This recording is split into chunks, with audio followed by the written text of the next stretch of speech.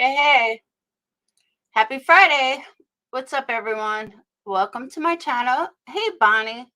If you are new to my channel, make sure you hit that subscribe button. If you're a returning subscriber, welcome back. I have a special look for you guys tonight. Forgot. Since everyone else wears dark sunglasses at night, we're going to wear dark sunglasses at night. But then I can barely see, so I don't know how long these are going to last. But so if you are, as I was saying, if you are a returning subscriber, welcome back. And if, hey, Graham, if you are no, it's not, it's Friday. It's Friday, right? Today's Thursday. Why do I think today's Friday? Oh my God, I swear I thought today was Friday. All right, well, happy Thursday. All right, my bad. It must be the dark sunglasses. I swear to God, I thought it was Friday. All right, I guess not. Nope, you didn't lose a day. It's only Thursday. I thought it was Friday. Oh, well. Okay. Anyway, if you are a returning subscriber, welcome back. And make sure you hit that like button. Make sure you hit that thumbs up. Just between the hat and the glasses, hurting my nose. Make sure you hit that thumbs up. You can support me multiple ways. We're going for 10 super chats tonight. I saw it work on other channels, so we're going to do it here. 10 super chats is the goal. If I don't meet the goal, what happens? I have no idea. But usually creators meet their goals. So we're going for 10.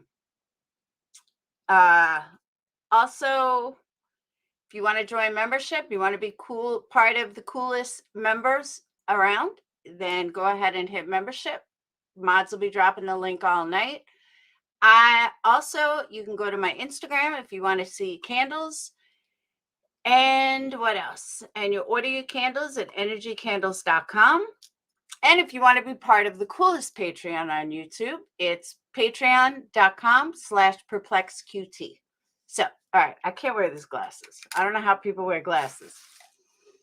All right. So, hey, Kendra, let me just say that when you spend too much time somewhere, Jay Gann starting it off right. Woo woo. First super chat of the night. We need 9 more.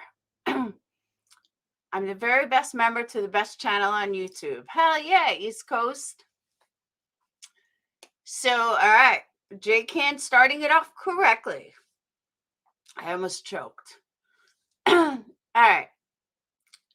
I have been spending a lot of time in free Brian room. Don't do it. Because it gets your brain thinking. And you start thinking these people aren't crazy, but they're actually onto something. Thank you, Christine. All right, we got 8 more. That's it. All we need is 8 more. So thank you so much, Christine. And combine that with the innocent till guilty. I took some notes. So you're going to see me look over here for a little while. I did take some notes of things I wanted to talk about tonight. One of the biggest things that I want to talk about just happened 2 hours ago.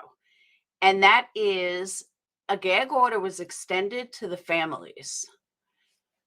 So much for my interview with Brian's family, but it has now been extended to families. And oh my God, I just had that. Is it here? Yeah, here it is. Get back over here. Where am I? YouTube.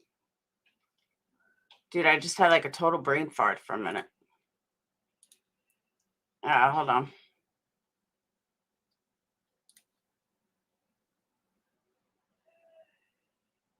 Total brain fart.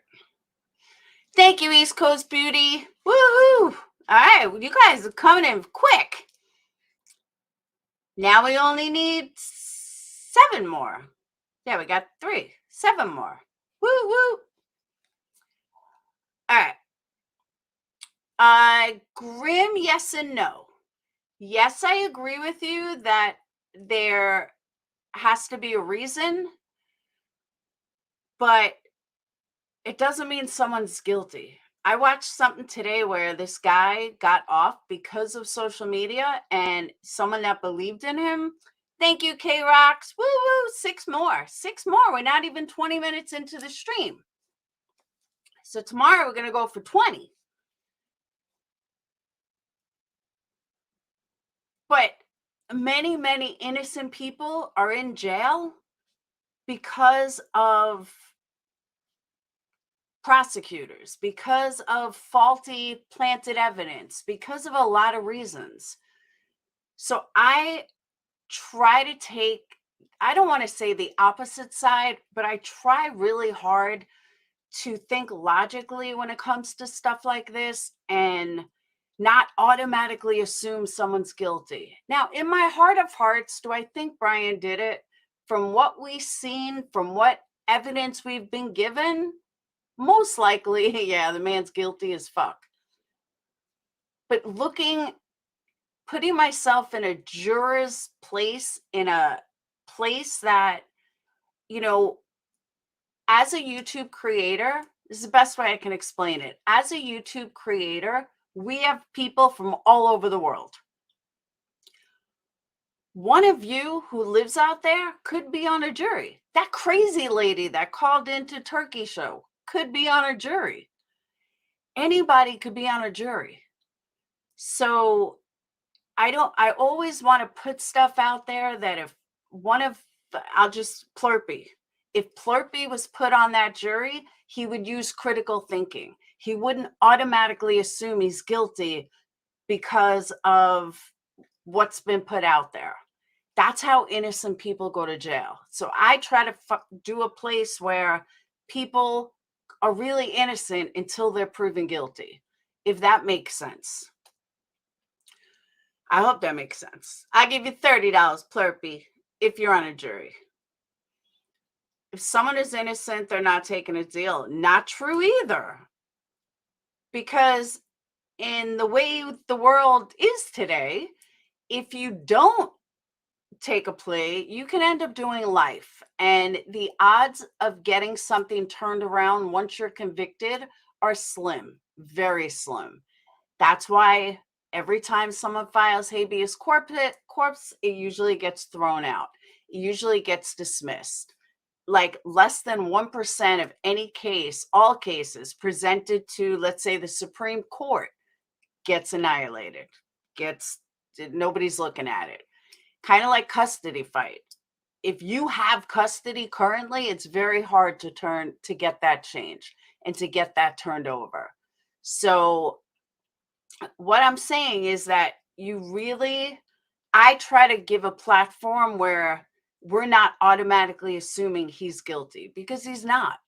We don't know. We don't even know if any of the evidence is going to come back and mean anything. It could mean absolutely nothing. It could be not even tied to them. And I'm going to back this up with some evidence in a minute. So hold on. Hey, Robbie, love you too. People heavily involved in social media, special crime, will most likely not be picked for a jury. Yeah, but if, let's say, East Coast Beauty, she's not a creator. So why wouldn't they pick her? You get what I'm saying? All right. So let me show you guys this. I'm going to start with this stuff.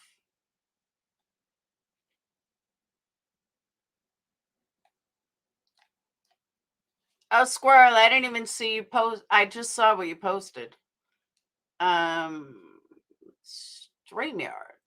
Here we are.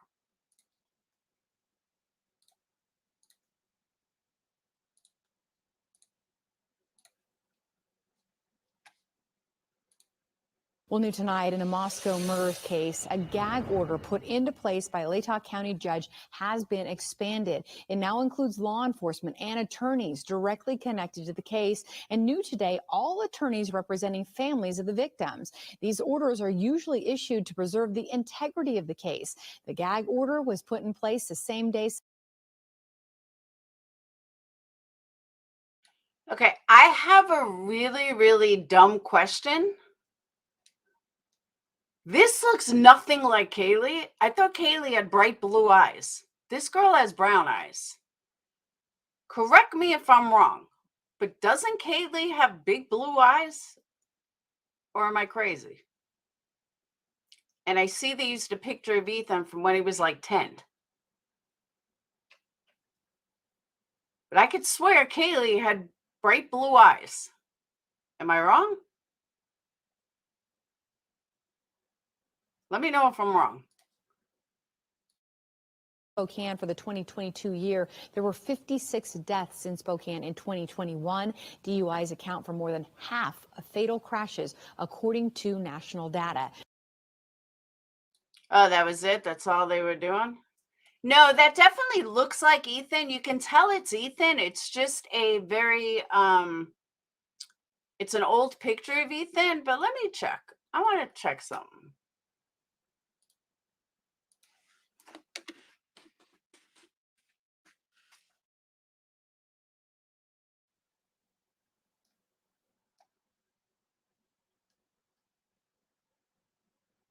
Oh, wait, no, I guess she did have brown eyes. Yeah, she did have brown eyes. I guess it's an old picture. I could have sworn she had blue eyes.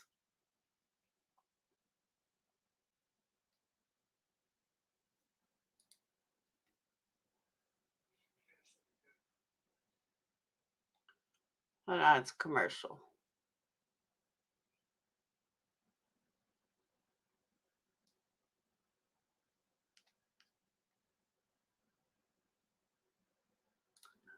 Yeah, I'm not crazy.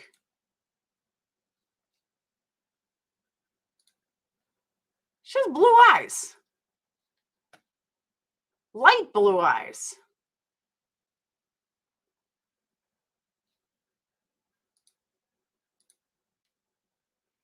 I knew I wasn't losing my mind.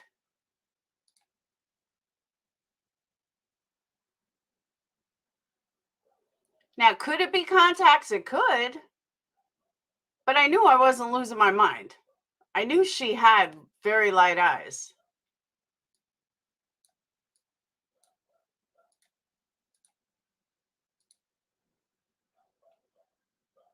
Oh, no, her eyes were light.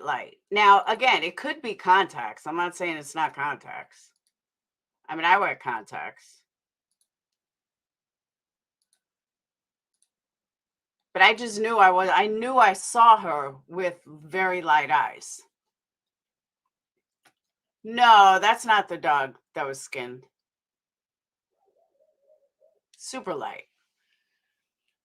She lost Kylie wore contacts. My daughter. Yeah, I wear contacts too, but I'm just saying that I knew that I saw her with very light eyes, and every picture I've seen has light eyes. That's why I was confused. Robbie, no, my eyes are actually contacts. I have like hazel. But that picture just doesn't look like her.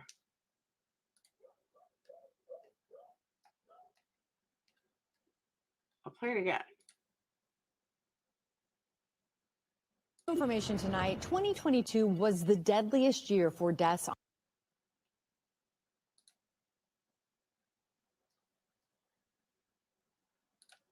Well, new tonight in a Moscow murder case, a gag order put into place by a Latah County judge has been Yeah,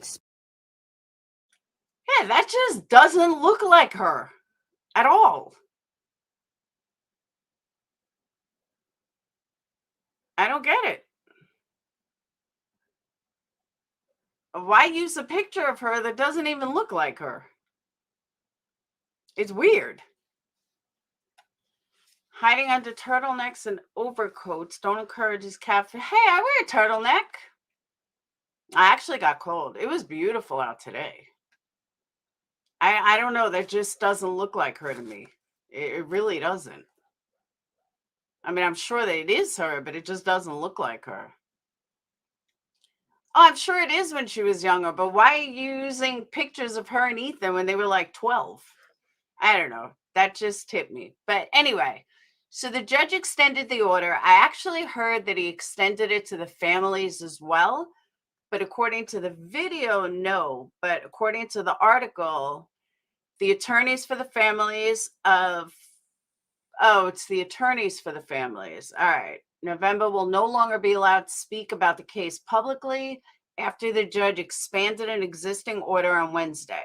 Now, according to the order, she extended it based to protect the right to a fair trial of all parties. I got to give her credit for that. I agree with her. At this rate, Bryan is never getting a fair trial. Every single person has Bryan convicted.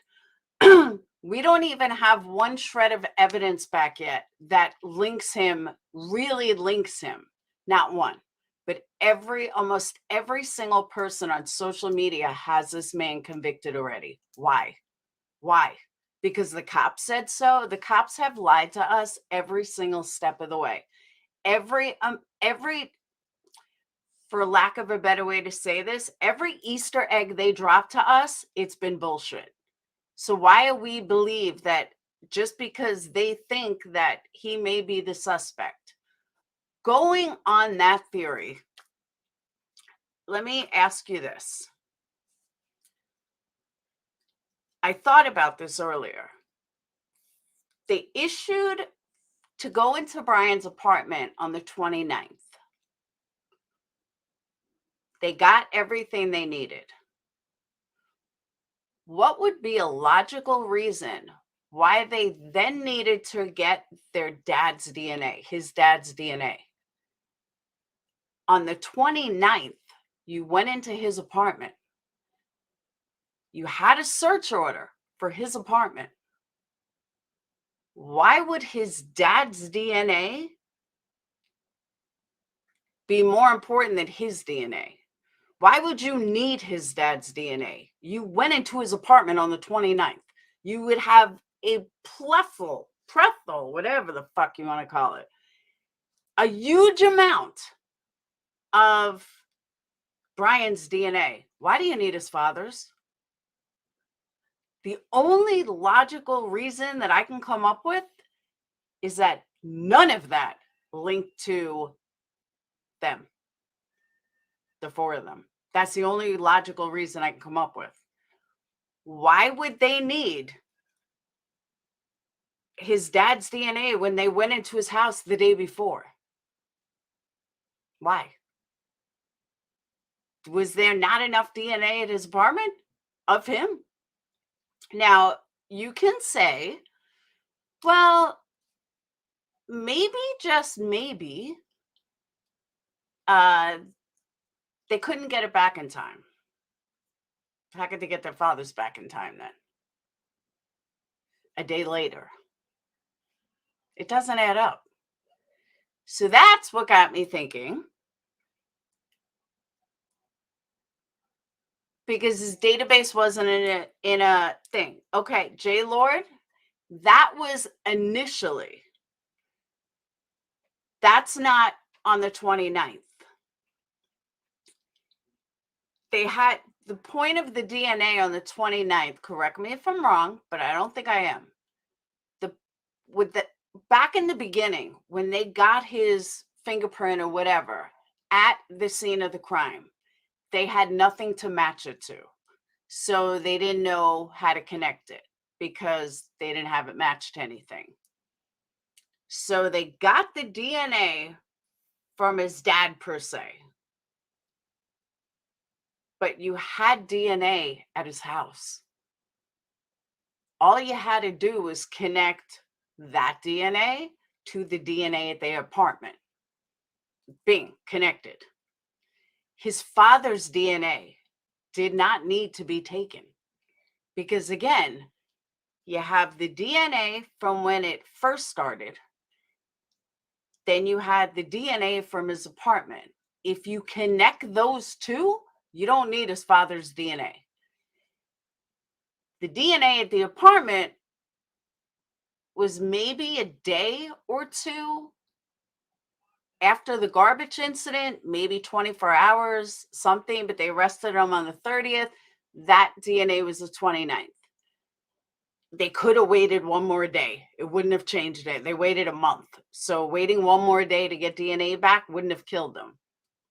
But connecting, now follow me here, connecting the father's DNA would not be half as strong as connecting his DNA to the DNA at the crime scene. Bing, bam, boom, done. So again, my only logical conclusion is they didn't have anything from his apartment. At least nothing that could be tested immediately.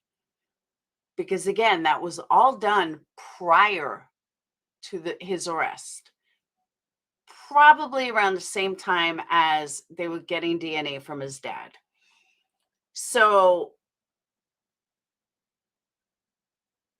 I keep seeing a bunch of people, something link them together, or they could have did it together. No, the father's not involved. Heather, yes, but you're missing what I'm saying.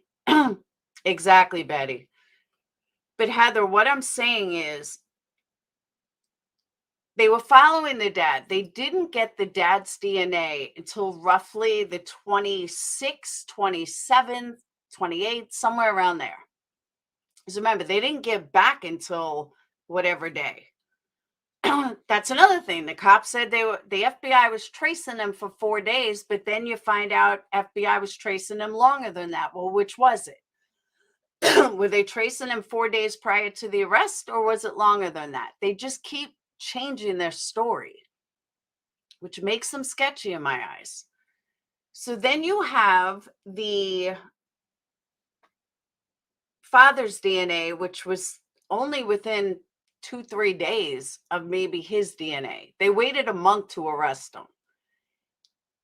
They didn't need to arrest him that day. They could have waited one more day. It wouldn't have killed him. To get his DNA, not his father's. So again, it tells me they found nothing in his apartment that was immediately tested per se. And in my opinion, the reason why they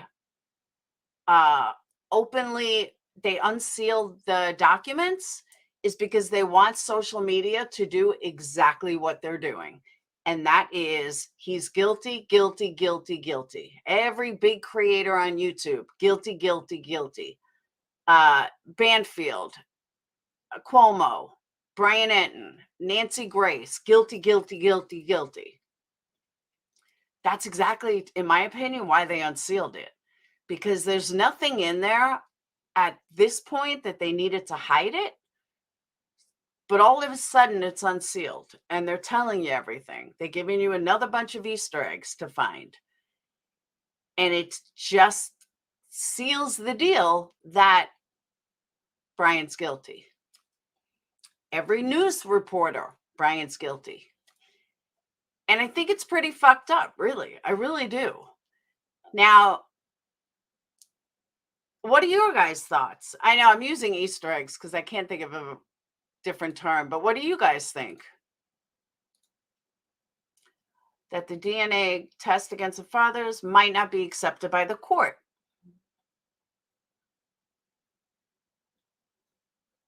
They are sketchy. I agree. There may have been a second person to. No, there's not, though. One of the lawyers debunked that. I actually just read that.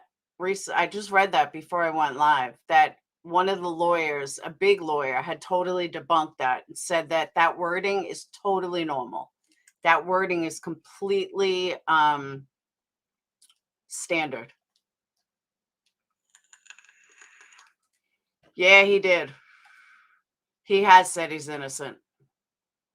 He said he's innocent. He did not do this, and he's pleading not guilty. They want guilty in court of public opinion. Exactly. Thank you, J. Lord. This whole story is off from day one, and all the cops have done is keep lying. The cops just keep lying. Yes, they're saying it like, I'll use Nancy Grace, for example. She's saying innocent till proven guilty, but she's railing him guilty already. And she knows, same thing with Banfield, and they know that they're causing people to automatically think guilty. Even though you say it, their shows don't back that up, is what I'm saying. Tuxie, the good attitude. No, he did, Ida. He said, I'm innocent. I did not do this. I just read it. And he said, I will be exonerated. And I've already been told he's pleading not guilty. Now,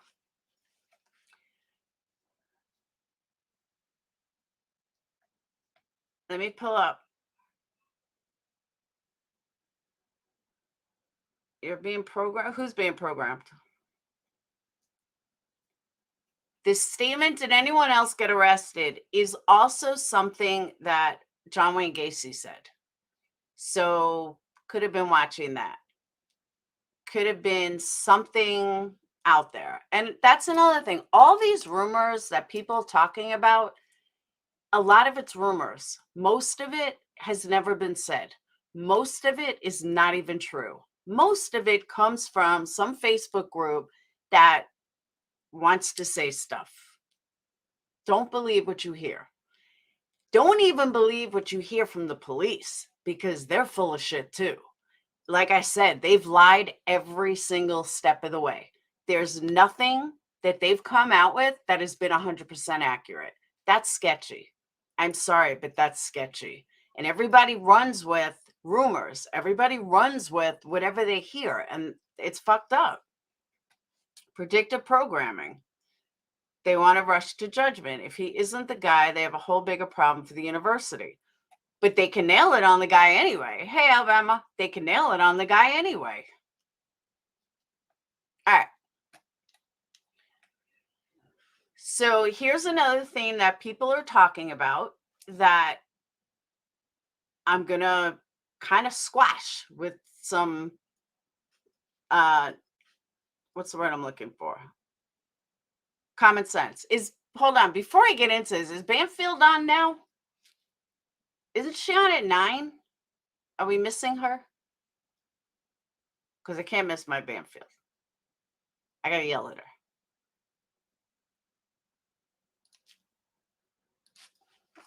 Or is she on at 10?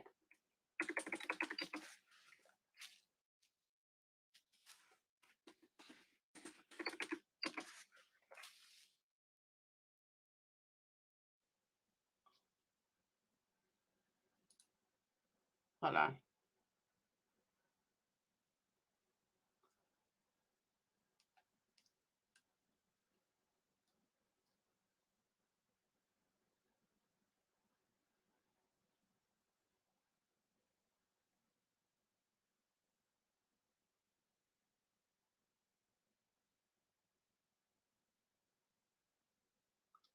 So she's on now, right? She on now?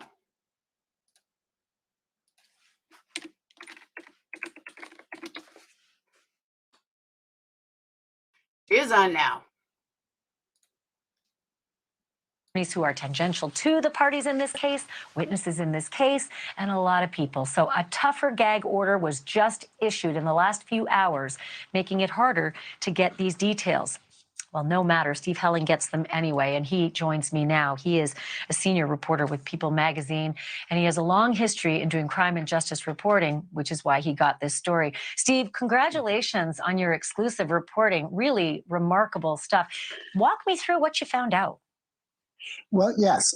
I started speaking to, as you and I both did, we tried to reach as many people as we could who used to work at, the Mad Greek restaurant.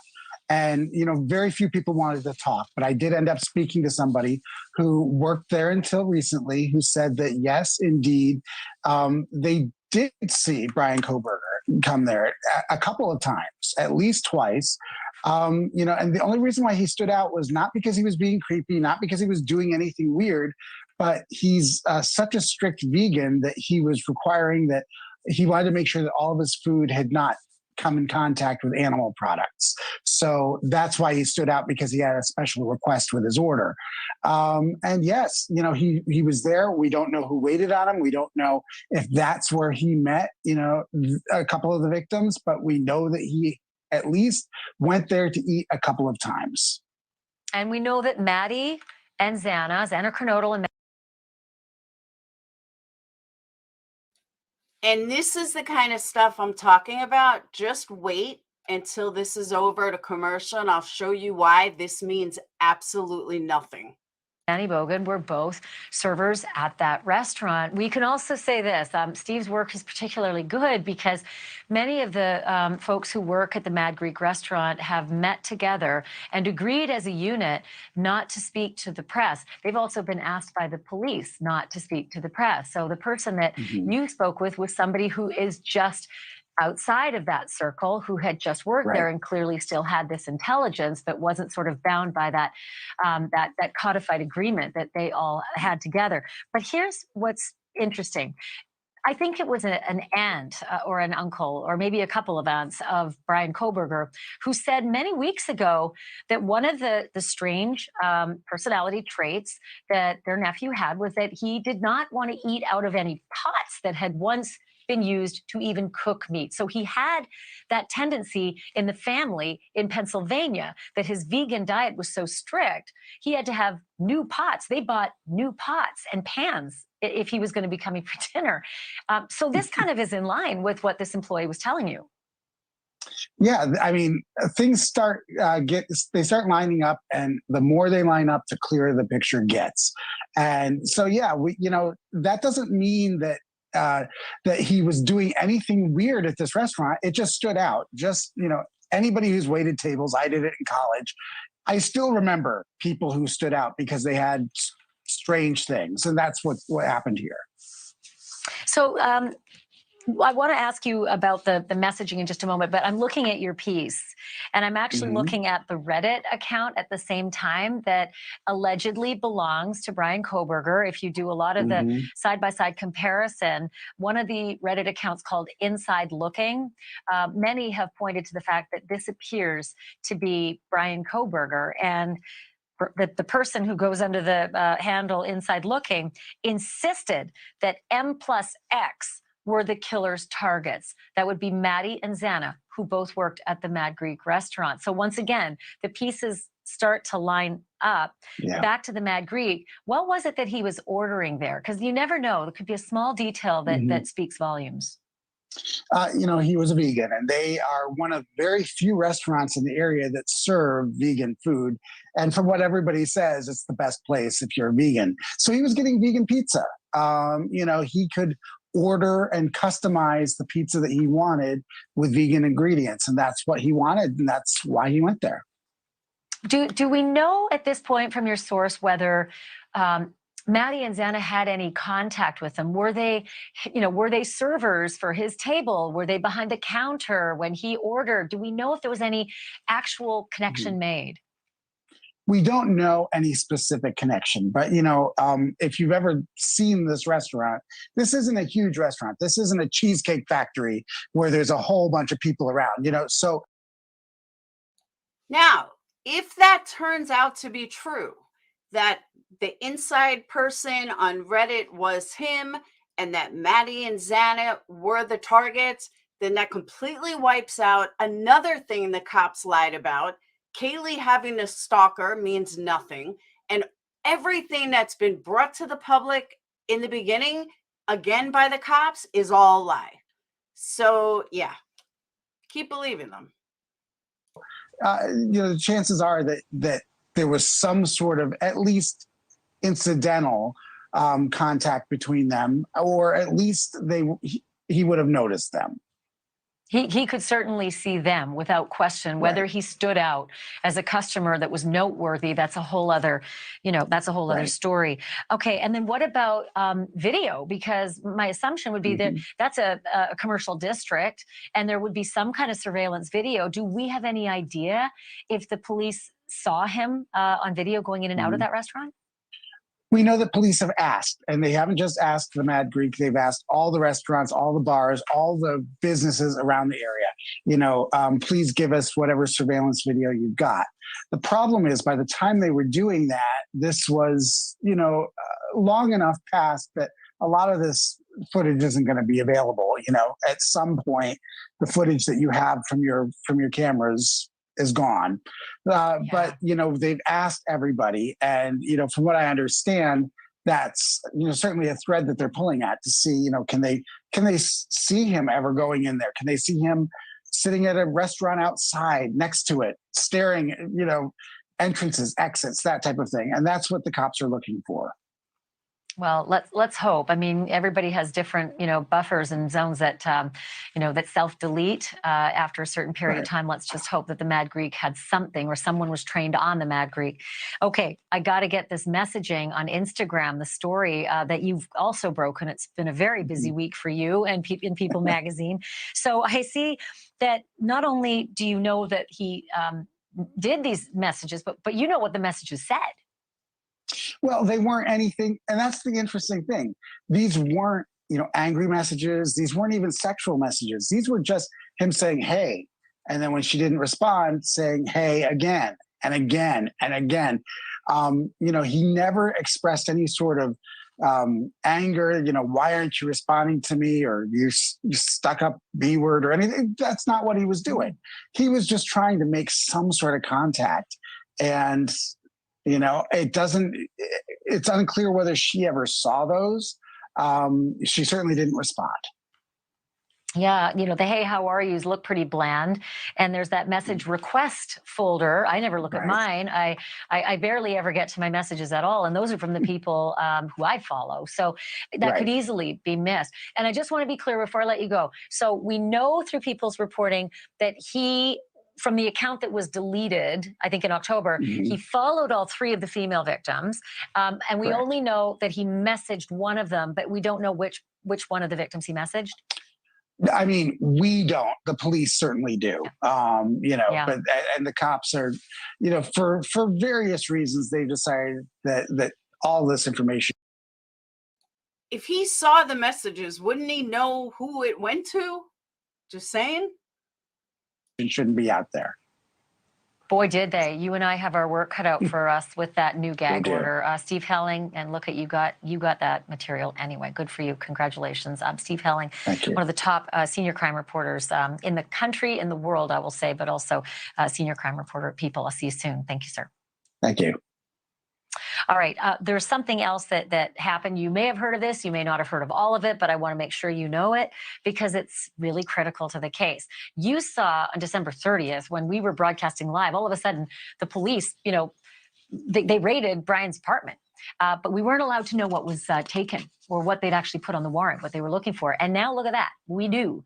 And so I'm going to tell you what's on the list that they actually took out of Brian Kohberger's apartment in Pullman, Washington. 1 disposable black glove, receipts from Walmart and Marshall's, dust container from a vacuum, 12 possible hairs, 1 Fire TV stick, 1 possible animal hair strand, 1 computer tower, 1 item with dark red. Well, Jay Lord, that's because some crazy chick went on a turkey show, the Drunk Turkeys, because that's where locals should call in, to a show named Drunk Turkeys, and rambled on and on and on about how it was a trap house. So now everyone's running with it. It was not a trap house. They were not hookers. They had drugs there when people partied, if that's even true. That's not a trap house. It's all bullshit. Of the forensic testing, those reddish brown spots have got to be blood. And we want to know whose DNA is associated with that blood. I mean, if it is any of the victims, this is really bad for Bryan Kohberger. But even if it's just his own blood, the question is, why is he bleeding on a mattress cover or a pillowcase? Oh, could he have cut himself? But of all the things on that list, I'm going to argue that the hairs are the most important, and that possible single animal hair, if that traces back to Kaylee's dog, nail in the coffin, I think. Okay, let me tell her about herself, okay? It is not a nail in the coffin. If he was served by anyone that lived in that house, they could have easily had a hair on them and served it, and it transferred. I would guarantee you that my dog's hair is on someone I've done business with, someone that I've met in person. TJ Maxx could have came off my purse. So that is asinine. So no, that's not a nail in the coffin. That is so, if I can debunk that, and I'm not an attorney, a top-notch attorney can easily debunk one hair. Could have came off her at the restaurant. Easily done. In terms of what Bryan Kohlberger Okay. comes. That's what Yeah. I thought. That is what I thought. And then I started to try to think about what a defense attorney would do with it. They all go to the same places, like the Mad Greek restaurant. Okay. And I know that my dog Atlas sometimes has some sheddings that are on my clothes. And I might have sat at the Mad Greek restaurant, and the person who sat down after me might have had that transferred. I mean, you know how it works, right? There's the possible, then there's the plausible. There you go. Banfield just said exactly what I said. See, guys, I know what I'm talking about. I cannot believe she just said exactly what I said. Goes to show you. She just said it. But that would be one of those that somebody would raise in court and say, well, he's been to the same places that they have, and they might have transferred that to any number of places around Pullman and Moscow. And of course, that is what his defense attorney would do if it goes to trial, which I truly don't think it will. It depends. The point is it reasonable to a juror to think that an animal hair from the victim, Kaylee's dog, went to the pizza parlor with her, ended up on him and back at his place, and by the way, he is accused of killing this woman. I mean, you just have to put yourself in the shoes of a reasonable person. I am a reasonable person, and it could be transferred 15 different ways. We're not talking a lot of hair. We're talking one single hair. Maybe Xana or Maddie ran out of the house without washing their stuff from the night before, and that's how it transferred. It could be there for 6 weeks. It's one hair. It could be from anywhere. I am a reasonable person, and I thought the exact same thing Banfield did before she said it. So, yeah, reasonable people will think that it could have been transferred. But I mean, between that, the vacuum bag contents, this is going to be critical because it could have skin fiber. I mean, the triangulation is happening. The dotted lines, especially with your terrific guest from the People Magazine reporter, who's talking about those contacts, those DMs through Instagram. I mean, all of this just keeps tracing, and those dotted lines get more and more solid with each piece of evidence. I'm curious also about those receipts from Walmart and from Marshall's. Yes. What was it for? Any black kind of ninja outfit gear? Was the Dickies tag from a balaclava a mask that would have covered his face? I mean, I think that there's going to be some bombshells when we get more details. And we know they're doing all the holdbacks in case this goes to trial. But I think that the things that they got from that apartment are definitely going to start coloring in, if you will. I said what wasn't? The outline that is being drawn every single day. I mean, it just keeps mounting this evidence. And if Bryan Kohlberger had this idea that he was going to blame a third party, and go, oh, have you arrested anyone else for this case? And of course, we know his defense attorney wanted in her discovery to know everything about a co-defendant. It looks as if he had tried to set something up so he could blame someone else for framing him. But the more evidence that they mount, the less tangible that defense is ever going to be. I'm with you on the why would you keep, something with blood on it in your apartment, even if it is you bleeding. Again, this is several weeks after the actual crime itself. I think these things were seized on the 30th. Yeah. Right. So it's about 6 weeks after the crime. Very strange that there would still be blood on anything anywhere around a criminologist's apartment if he's guilty. But then that vacuum. I was also thinking about the vacuum and where that vacuum had been. And I think there's reporting as well that his car in Pullman had been cleaned. And it certainly had been cleaned in Pennsylvania. But I would be fascinated to know what's in that. But what about the fire stick, the fire TV stick? I know about computer towers and I know about searches. I'm going to talk about the searches in the Anna Walsh case in a moment. But what do you make of the fire TV stick? Have you seen that happening lately in criminal cases? No, I really haven't. And of all the things on the list, I think I discount that the most. I mean, I think that they can probably track what he is doing through the Fire Stick, with his online, with his activity. A lot of people use the Fire Stick not just they want to know what he's been watching on TV. But, listen, Big Brother is everywhere. The Fire Stick could be storing all kinds of things about his searches while he's using it that could be interesting to them. But again, it keeps mounting. And, we're going to see what happens. I really remember he left a month after the killings. He left in mid-December to go back home. Then they got to the apartment, 2 weeks after that. I've interviewed serial killers, Ashley. They are totally pumped with adrenaline for the first few days after the killing. And then as that subsides, they're overtaken with a sense of confidence that they got away with it. And that's when they start relaxing. So when we think of all the stupid mistakes that Kohberger could have made, if indeed he's factually guilty, it doesn't surprise me that he got sloppy just before he headed home for Christmas. It's incredible, really, just so astoundingly shocking, right? And I know we don't even know the half of it. Casey Jordan, thank you. Always great analysis. So appreciate it. See you again. Great to be here. Casey Jordan with us live tonight. Coming up in just a moment, Anna Walsh. It is likely now a murder victim because her husband has been charged with her murder. But I have a question for you. When he told the police the last time he saw her was about 6 a.m. when she was headed out the door to go to work, how was he so good with his description of what she was wearing? Her Prada boots, her Prada purse, her Hunter boots, her Prada purse, her watch, her ring, her dress. Laffy Taffy. You've heard many times from who? From Facebook group?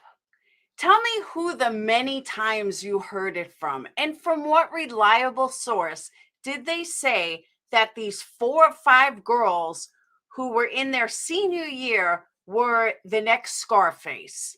Tell me.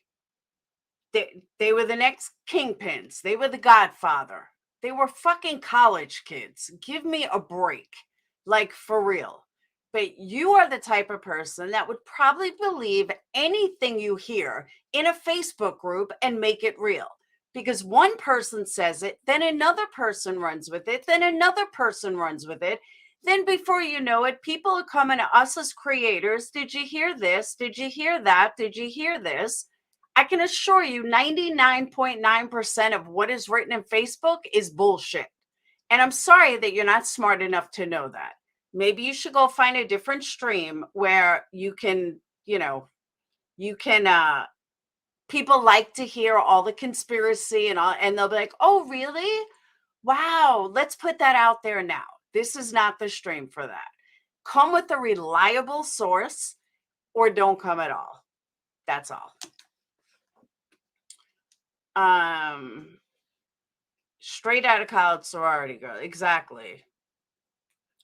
She didn't show anything. Hey, main girl.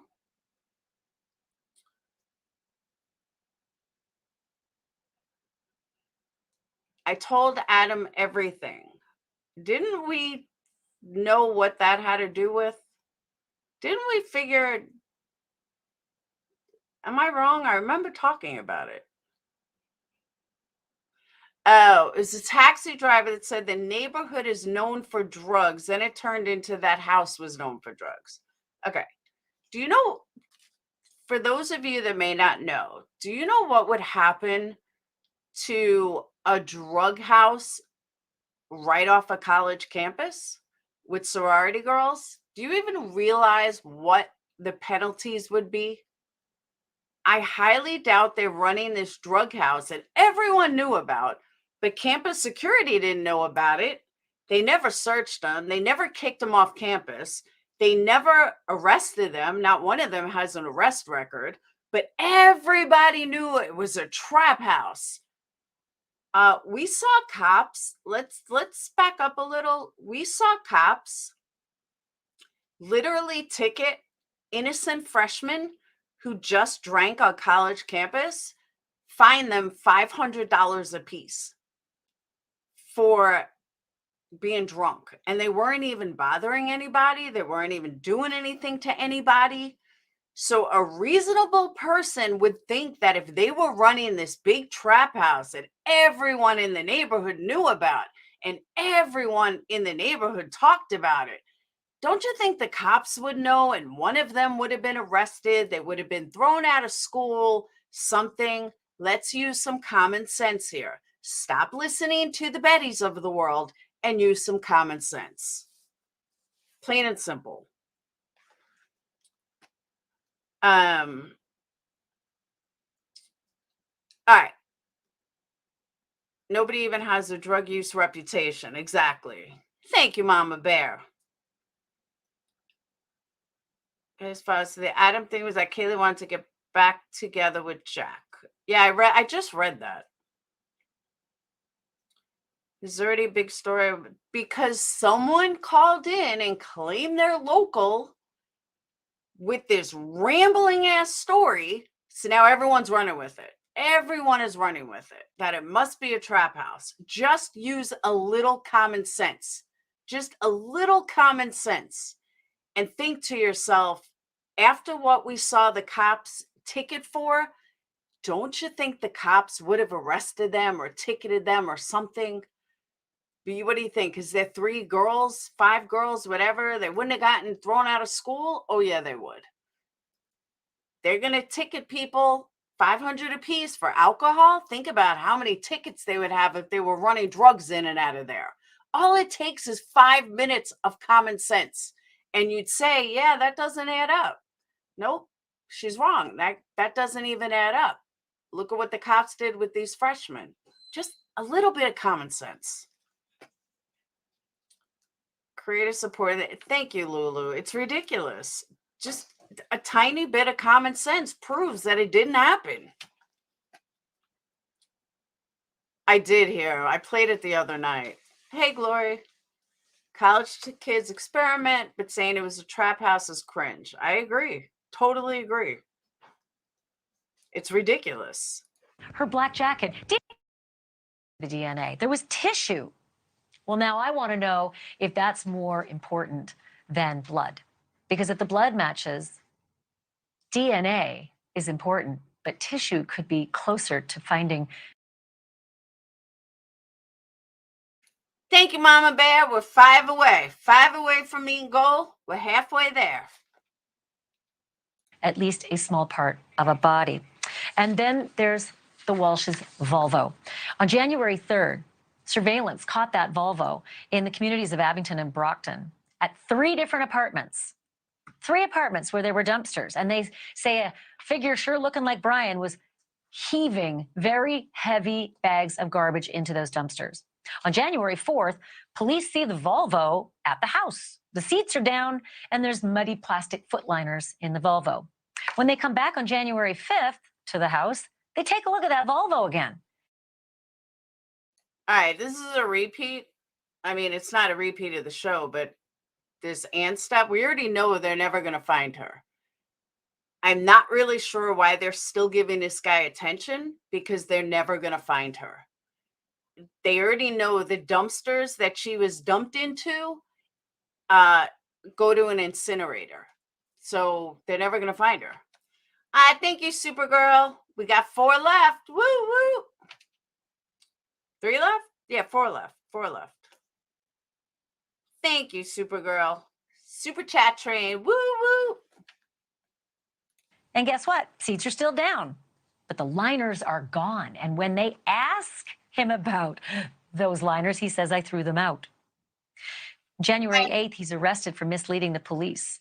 And they find blood in the basement of the house and 2 knives, one with blood. And they used luminol to be able to make that assessment.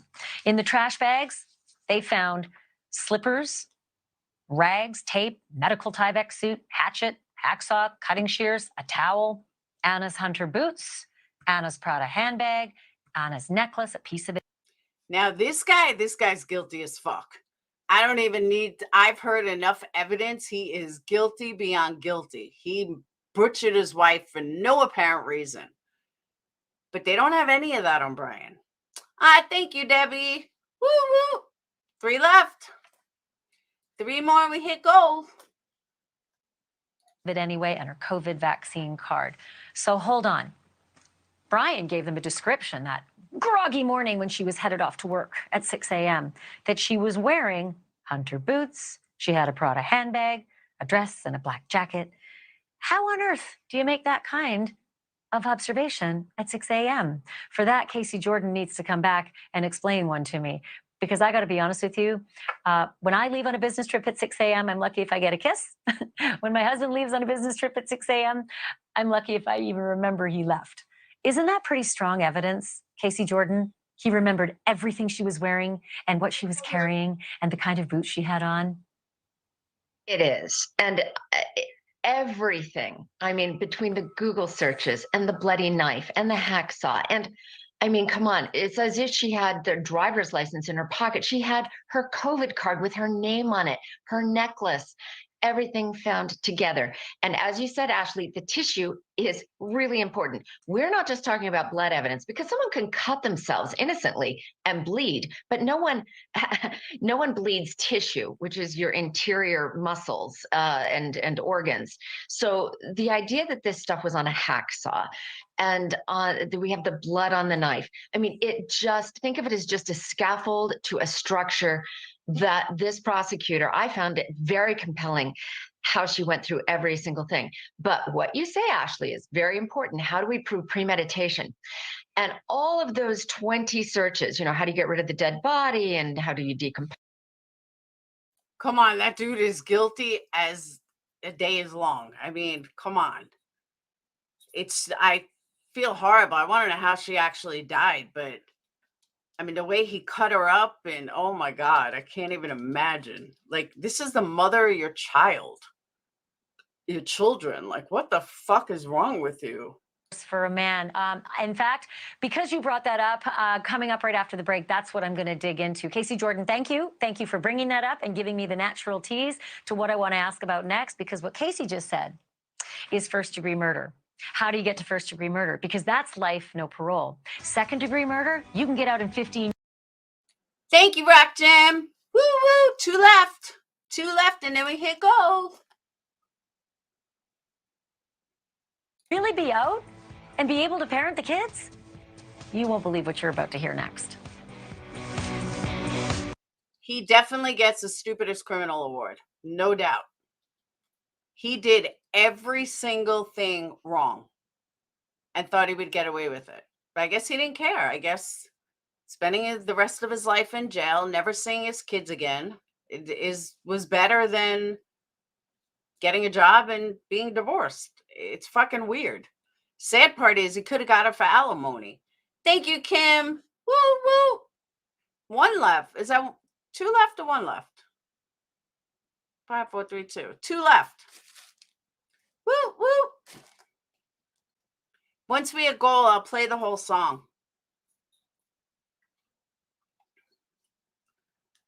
Brian is about to get canceled like Karen. Which Brian? But you see what I'm saying? No, this is overwhelming evidence. There's no mistake.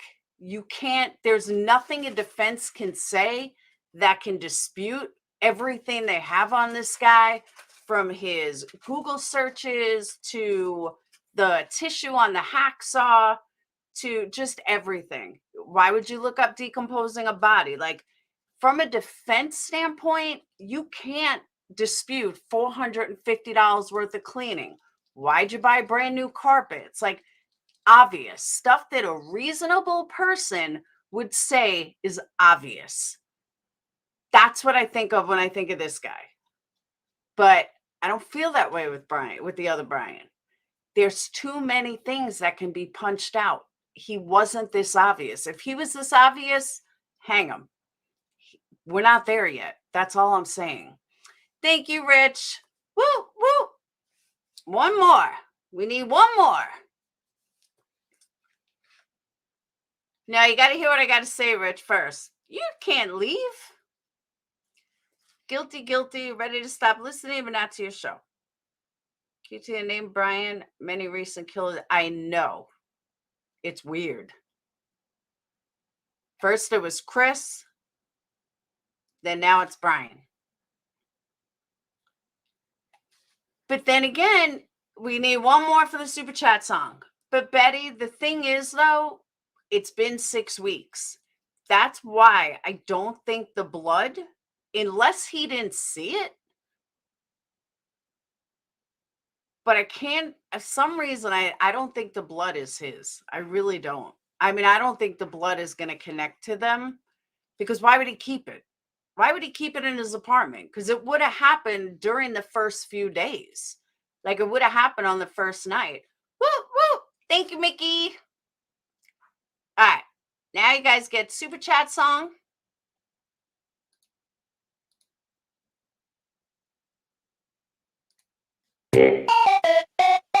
Super chat. Wait, I just got a super chat. Hold on. Wait. Somebody just hit me with a super chat. Who was that? You didn't have to do that. Use a big dog supporter and you prove that. There's plenty other ways to help. Subscribe, view, chat, but use a boss and I conclude that. Super chat. Who was that? You didn't have to do that. Use a big dog supporter and you prove that. There's plenty other ways to help. Subscribe, view, chat, but you a boss and I conclude that. Thank you for the money. It goes a long way.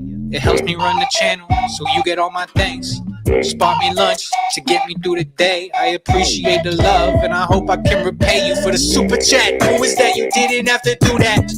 You a big dog supporter and you prove that. There's plenty other ways to help. Subscribe, view, chat, but you a boss and I conclude that. Super chat. Who is that? You didn't have to do that. You a big dog supporter and you prove that. There's plenty other ways to help. Subscribe, view, chat, but you a boss and I conclude that. Don't like the video, don't hit subscribe. I always try to tell them, they do it every time. I tell them it's a problem, they acting like it's fine. I'm begging them to stop, but they leave me with a like. Please don't like the video, don't hit subscribe. I always try to tell them, but they do it every time. I tell them it's a problem, but they acting like it's fine. I'm begging them to stop, but they leave me with a like. Super chat. Wait, I just got a super chat. It's not Coolio. It's some unknown artist. The answer is yes, Brian Walsh. If that's you on the keyboard, the answer is, oh, yeah, it happens a lot. Actually, it happens more and more because forensics are getting really good. Here's the bigger question. Do the prosecutors have enough to charge you with murder one? Murder one, and you're going away in the Commonwealth of Massachusetts for life. And no, you're not going to get the death penalty. They don't have it there. But murder two, heat of passion. Oh my God, we had a fight and we pushed each other around and she fell and she hit her head and oh, the blood and I was so scared. That's different. And you don't go for life necessarily. You can get out in 15 years. I want to bring in Tad Tobias. He's a former prosecuting attorney who actually specializes in putting people away in cases with no bodies. So that's your specialty. And I want to dig into that with you, but not before I start with that other stuff. Because if you got a search, Okay, this guy's pretty scary looking. at December 27th saying, what's the best state to divorce if you're a man? That looks like premeditation to me, but not perfect, right? You can still have a fight about divorce and have an accident. And if you are then making your 5th Google search once the body is there saying, how long for someone to be missing to inherit? You're looking for her money within hours of her dying. Tad, is this enough for murder one? Hi, Ashley. Thanks for having me on, first of all. And yes, I do think it's enough for murder one for a couple of reasons. I agree with you. The only search we have before January 1st is the one related to divorce, which is helpful, but I don't think it's enough to kind of push you over the edge to say this is definitely premeditation. You have the following searches that, 20 some searches that are all extremely damning and do show some indication of planning and deliberation, even though they occur most likely after the murder happens. So you have that, which is helpful.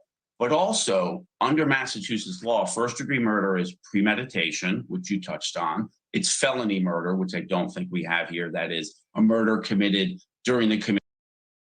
He's like, come here, little girl. You want some candy? That's what his eyes remind me of. If the murder happened with extreme atrocity or cruelty, I think that's going to be an easier one, Tad, even more so. I have covered so many cases when if you don't know what the circumstances are, it's so hard for a jury to believe that we can just imagine the atrocity. I mean, if I were his defense attorney, I could think up a million ways that there could be an accidental death and a panic and a cleanup. And as horrendous as this cleanup is, you've got to prove to a jury he intended to kill her. Look at all this evidence. It's irrefutable. There's no reasonable doubt here that he didn't do it. I don't know, unless there's so much we don't have yet. Right. I'm not saying it's a slam dunk for first degree. I do think most no-body murder cases, they default to second degree because, as you pointed out, Ashley, crime of passion, two people in an argument, he pushes her, he shoves her, whatever he does, she falls down, she hits her head, she's knocked. Come here, little girl. Your mom told me to come pick you up. That's what it reminds me of. Maybe I watched too much Law and Order. Charge versus a first degree charge. The thing that helps this case is there is an overwhelming amount of evidence, and I think a prosecutor could spin this into showing extreme atrocity or cruelty, that type of thing. That said, boy, even with I thought that in Casey. I thought that in Casey Anthony, and I was fooled in that trial. Will you come back again? There's so much more I want to talk to you about when it comes to the details in this case, and that we're only just getting more.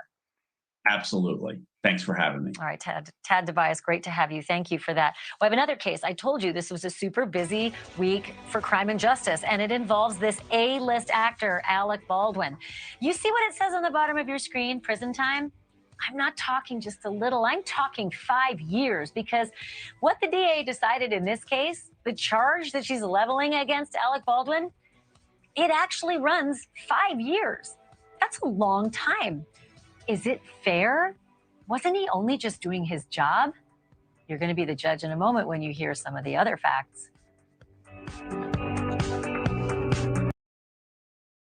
See, that I'm interested in hearing, because as of what I know right now, I don't think that he should be going to jail. I think it was an accident, and it was a horrible accident, but at the end of the day, it's still an accident. And he was acting. Someone gave him the gun. I think the person that gave him the gun is the one that should go to jail, because they should have checked it. As an actor, it's not his job to check it. I mean, I guess it is because it's a loaded gun, but still, as of right now, I don't think he should be going to jail. But there could be other stuff that we don't know. That's why I'm interested to hear it. Yeah, from what we know so far. Mickey, true, but if it's an accident and you're not if your brakes go out and you didn't check your brakes before you left the house and you killed someone, well, you know what? That's an accident. Nobody told you to check your brakes. Nobody really checks their brakes. They just assume that when they get the car back, that it's going to be working in good condition. But that would be ruled as just an accident. This is kind of the same thing. I mean, it really is kind of the same thing. He took the gun from somebody that gave it to him. He assumed that they were going to check to make sure there weren't real bullets in it, because there should have never been real bullets in it to begin with.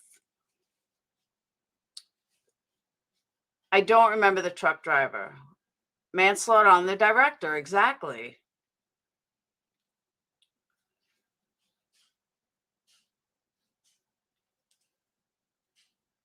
Accident or not, doesn't matter. It does matter. If you are in a car accident and you're not drunk but your car is faulty, something happened with your car that you didn't know, you assume the mechanic fixed it, and then you kill someone, it's not your fault technically, because you assume the mechanic fixed it.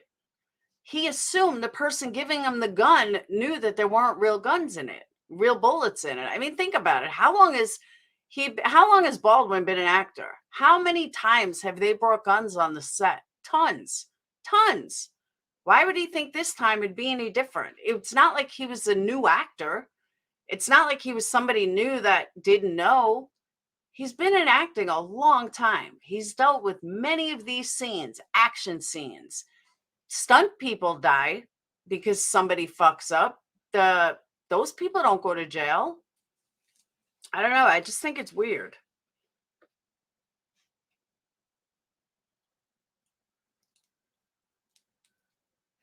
If you fire, it's ultimately on you. You didn't dry fire before aiming it at her. You don't assume a firearms, but you do on a movie set.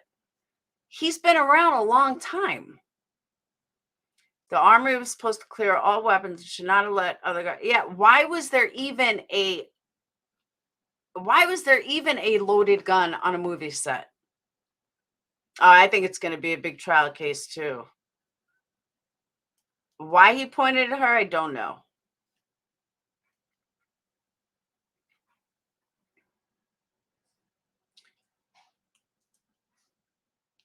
But I think others should be held accountable, not just him.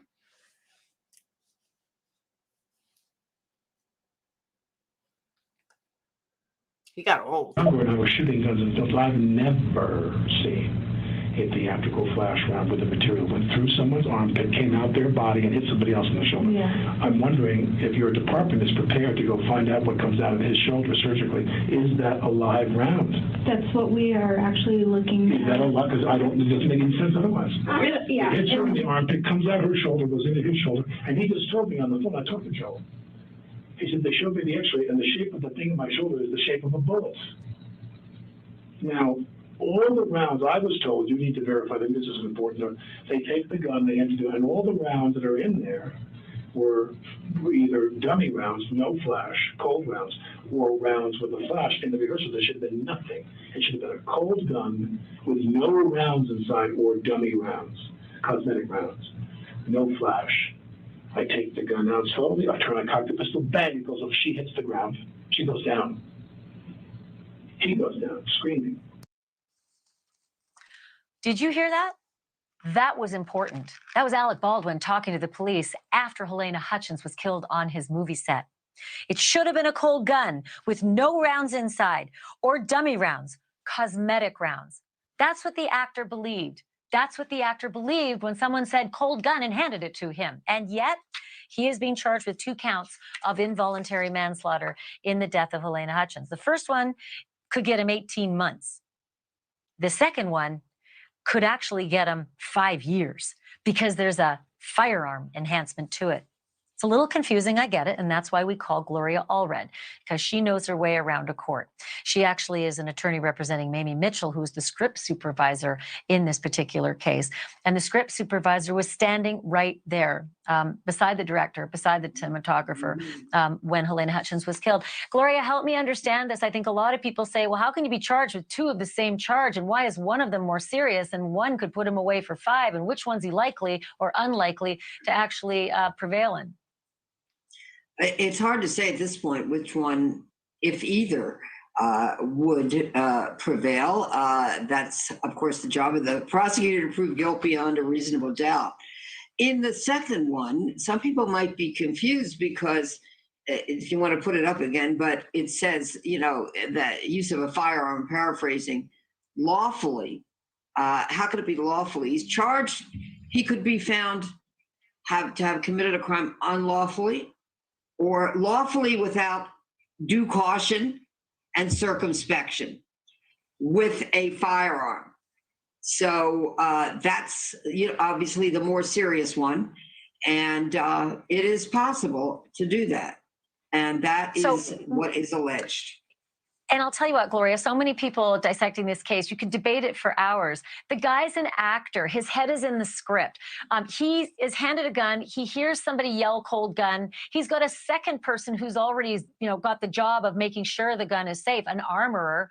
The assistant director hands him the gun. And at that point, doesn't he take producer? Now I'm going to be like Betty and be like, Banfield must be watching me because she keeps saying stuff after I say it. So I'm going to be like Bullhorn and be like, she must be watching me. Banfield watches me. Title of my next video. producer hat off and he's actor hat, couldn't you just say that's not fair? Like, it's just not reasonable to assume that a guy like that is being reckless? Well, just because a person is a movie actor doesn't mean that they don't have a duty. In fact, they do have a duty to everyone else on the set, including themselves, to have a safe workplace, because a set, even though they're making a movie, is a workplace. And by the way, not just the actors are in the workplace. It's my client, maybe Mitchell, the script supervisor, who was standing very close to Ms. Hutchins when she was shot, when Alec Baldwin aimed the gun at Ms. Hutchins, cocked it, pulled the trigger, according to the prosecutor. And we also have evidence that we will use before a jury to try to prove that he did pull the trigger, which, by the way, the FBI, after the forensic test, said that he did. But anyway, it's a duty of safety to everyone on the set, and not just to rely on someone who says cold gun and make certain assumptions. Why didn't he check the gun himself instead of pointing the finger to everybody else? Alec Baldwin has not taken responsibility yet. He hasn't taken responsibility for what happened to Ms. Hutchins or to my client. I'll tell you what. And if it gets to a jury, they're going to have to decide if that's reasonable. But the conversation isn't over there. Gloria, thank you. It's nice to see you again. Thank you. You too. And no one is above the law. Agreed to that. And we will see what that jury says if they actually see this case. And coming up, this one, man, this could be the trial of the century. It's another huge case we've been following. It's the murder trial of Alex Murdaugh. It begins on Monday in South Carolina. We're going to take a look at the man that the Low Country knew and in some cases feared versus. I'll tell you though, I was on Nextdoor today. I don't know how many of you guys use Nextdoor, but I was using it for what happened with this kid at my kid's school with the suicide. And someone posted a story and a couple of developments over that some creepy guy with a mask was in their backyard. The dog or their Ring camera, something got alerted. Their son, who I'm assuming is an adult, I don't think it was a kid, but their son went out there. And the guy said, well, I guess I didn't get out of the backyard fast enough. The father shot at the guy. They let the German Shepherd loose. The German Shepherd tore apart his ankle or something, but he still got over the fence. What? Like, I was going to write it, but decided not to. Why didn't you just shoot the fucking dude in the head? Like, instead, they just let the German Shepherd get him. And I guess he didn't shoot at him. He shot away from him. The only thing I can come up with is nobody wants that on their brain that they killed someone. And that's what I'm thinking. That someone just wrote something that reminded me of that. But yeah, why would he want to kill her? There'd be no reason that he wanted to kill her. Maybe they were joking around. Maybe there's other reason. I don't know. Just weird. Yeah, someone's in your backyard. I know, living here in Alabama, there's no bones about it. Every single person on that link said, why didn't you shoot him in the head? Why didn't you shoot him? Why didn't you shoot him? But they would rather have the dog do it. It's just weird. Like, everyone here owns a gun and everyone's not afraid to use it.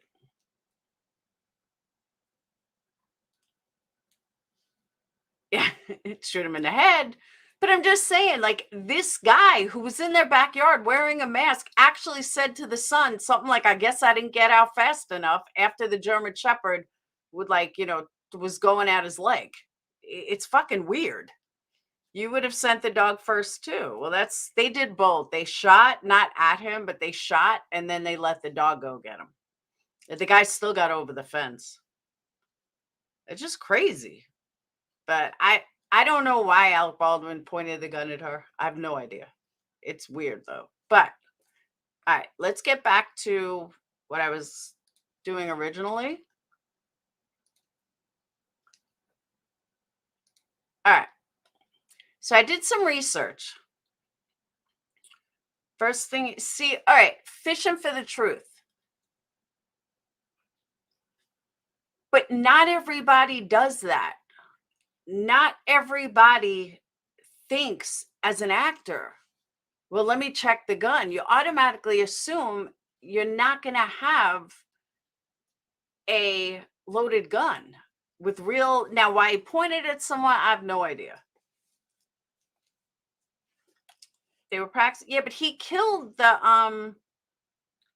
whatchamacallit? He killed the stunt girl. I don't even think she was in it. Believe they should all be locked up. I'll go with that, Crystal. All right. But I just don't know if jail is gonna do anything. Like, what is sending him to jail for 5 years gonna do? Yeah, why were there real bullets on a set? Hey, Jerry. That's what he did. He fired a warning shot. That's why they're pressing it? I don't know. All right.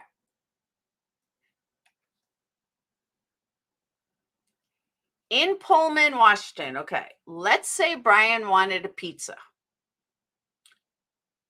Where are his choices for a vegan pizza? There's 14 vegan-friendly restaurants in Pullman, which is close to where he is. Not one of them serves pizza. Not one. Vegan options serves meat. Vegan options serves meat. Vegan options. You get Indian. You can get Mexican. You can get American. Casual restaurant near campus offering Chinese and Korean. You can get ramen. You can get more ramen. You can get Thai. You can get, all right. Porchlight Pizza has a fast-fired pizza restaurant, has vegan cheese. Serves meat, vegan options available. Doesn't mean everything is vegan, just that they serve vegan cheese. So that's maybe one, but we'll rule that one out. Korean labeled for gluten-free, which is another point I'm going to bring up in a minute. This one is sandwiches, burgers, vegan options available, Thai, Tokyo, a bakery, espresso. That's it. That's all the vegan options in Washington. So we can rule out Washington. My ring bell worked. There's someone at my front door. Oh. Well, I got you on ring camera. Let me see. Can I have the app? What? Let me have the app. It's processing. It'll be available momentarily. There you are.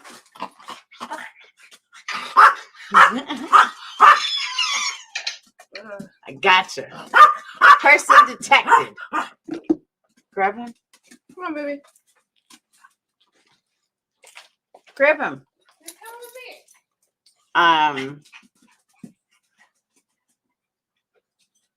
Okay.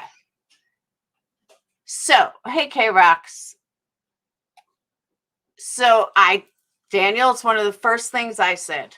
That was one of the first things that I said. But I also wondered, is he gluten-free? Because if he's gluten-free, that limits his choices down tenfold. And I know this because I live with a gluten-free child. So was he gluten-free and vegan? Because that'll limit him even more. Now, and that would also wipe out the pizza place that's in Pullman. Pick him up. Whoa. Chill, homeboy.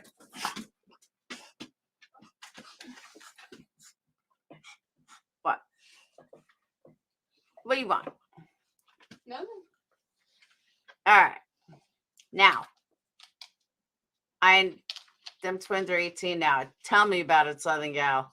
It's crazy, right? So now let's go to Moscow.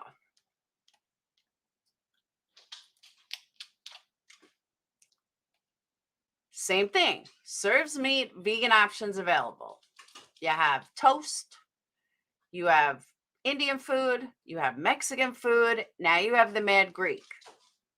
Mad Greek serves meat, has vegan options, Greek restaurant offering vegan pizza options, and falafel also offers the option to build your own pizza that can be made vegan. Okay. Gyros, Mod Pizza, chain of assembly line style, which means someone that touched meat could definitely touch your food. This is like a buffet for pizza. It is not somewhere that a vegan person would want to eat, especially someone that's that like fanatical about it. He's not going to want to eat there. Nectar Restaurant, American beer, wine, Lacto, Thai, beer, wine. Moscow Food Co-op doesn't show anything about vegan choices. So, Thai food. So his only choice, basically, if he wants pizza, is Mad Greek Pizza. If these people just did a little bit of research, I mean, it literally took me 15 minutes of research to put this together. 15 minutes of research, and all these people that are making this huge production that, oh my God, he was in the Mad Greek twice. Well, that's the only place he can go if he wants vegan pizza, in Pullman and in Moscow. That's it. Those are his only choices. One where you have a line, or you have one that can actually be made. That's it. Have likely touched meat. I agree with you. But what I'm saying is, it's safer if somebody is making it rather than a make it your own chain of assembly line. That's not something like my son couldn't eat something like that because he's gluten free. So makes you wonder. I mean, it makes you say, okay, and they say Mad Greek is the best. So my point is, it's not a big deal that he ate there. It's the only place he can go for pizza. It may be the cleanest vegan-free restaurant. Who knows? But there's no vegan-free completely. Like, we have them in New York City, but there's none in where he is. So what's his second best choice? Was going to be the Mad Greek. So people making it out like, oh my God, he stalked them. He went there. He did this. He did that. No, it's the only place he can get pizza. Faraz, I thought the same thing. I thought of that too. So, yeah. So my point is, it's not that big of a deal that he ate there for pizza. If he had something besides pizza, there's a million places you can go. But for pizza, yeah. But what I'm saying there, Jerry, is it's not though, because I mean, it is, but it's not because it's the only place you can get vegan pizza in Pullman and in Moscow. So maybe he liked pizza. I don't know. Or just like any other guy, maybe he went there because they were pretty girls and he liked the pizza. Maybe they had better looking girls than the other one. Who knows? I mean, at the end of the day, he's still a guy. Everything is a grain of salt on its own. I agree with that. 15-minute drive. That's what I'm saying, Mickey. It's not a big deal that he ate there. Hey, Ruby, I'm just kind of picking holes and stuff. That's all. I'm saying exactly what prosecution defense is going to say, or all the possibilities defense has. And I don't know if it's a compliment or an insult that me and Banfield think a lot alike. Because she's very sensationalistic. I'm not. See, even more of a reason I need to get on a show.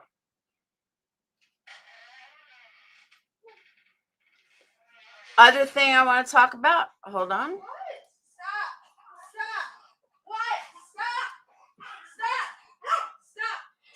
Stop. Stop.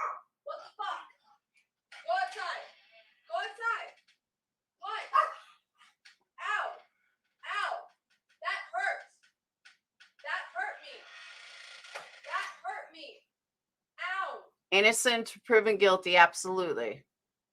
Are you all right? Did you guys know that Murphy has his own Instagram? And he's got 75,000 followers already?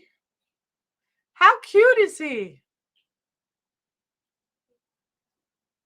Am I okay that was Sage fighting with the dog? But yeah, he's got 75,000 followers already. I just want to kiss him. He's so cute. So Jack's been posting for him. Yeah, Jack's been posting for him. Jack made an Instagram, and his name is Murphy Consalvis. And he says, you know, I miss my mommy, and also it's really cute. Yeah, she's fine. She just had a fight with Buka. He didn't want to go out. What do you do? No, I don't know. I'll tell you in a second. Murphy is super cute. Jack, not so much. Murphy, yes. People want to start a GoFundMe for the dog? Okay. Phoenix says Sage, and I didn't hear him the first time. Said Sage screams. Sage let him out, like screams it. It's like, fine, I'll let the dog out. He didn't want to go out, and then he starts attacking me, and I was like, "Ow, that hurt!" So yelling at him, saying, "Ow, that hurt!" And now he's fine. There's pizza in Phoenix's fridge. Huh? Oh. All right, I'll be out soon. Not gonna ask anything. Well, Not gonna ask anything. I am when I'm off. People are nosy. Of course I'm going to know. All right. That was Kaylee's dog. That's Kaylee and Jack's dog. Jack, not so cute. Dog, cute. All right. Other thing. Hold on. Forgot what I have on here. All right, that one I spoke about already. My little notes. Okay. Here's another thing. Most of what they were looking for, they didn't find. Most of the things that were at his apartment, they didn't find.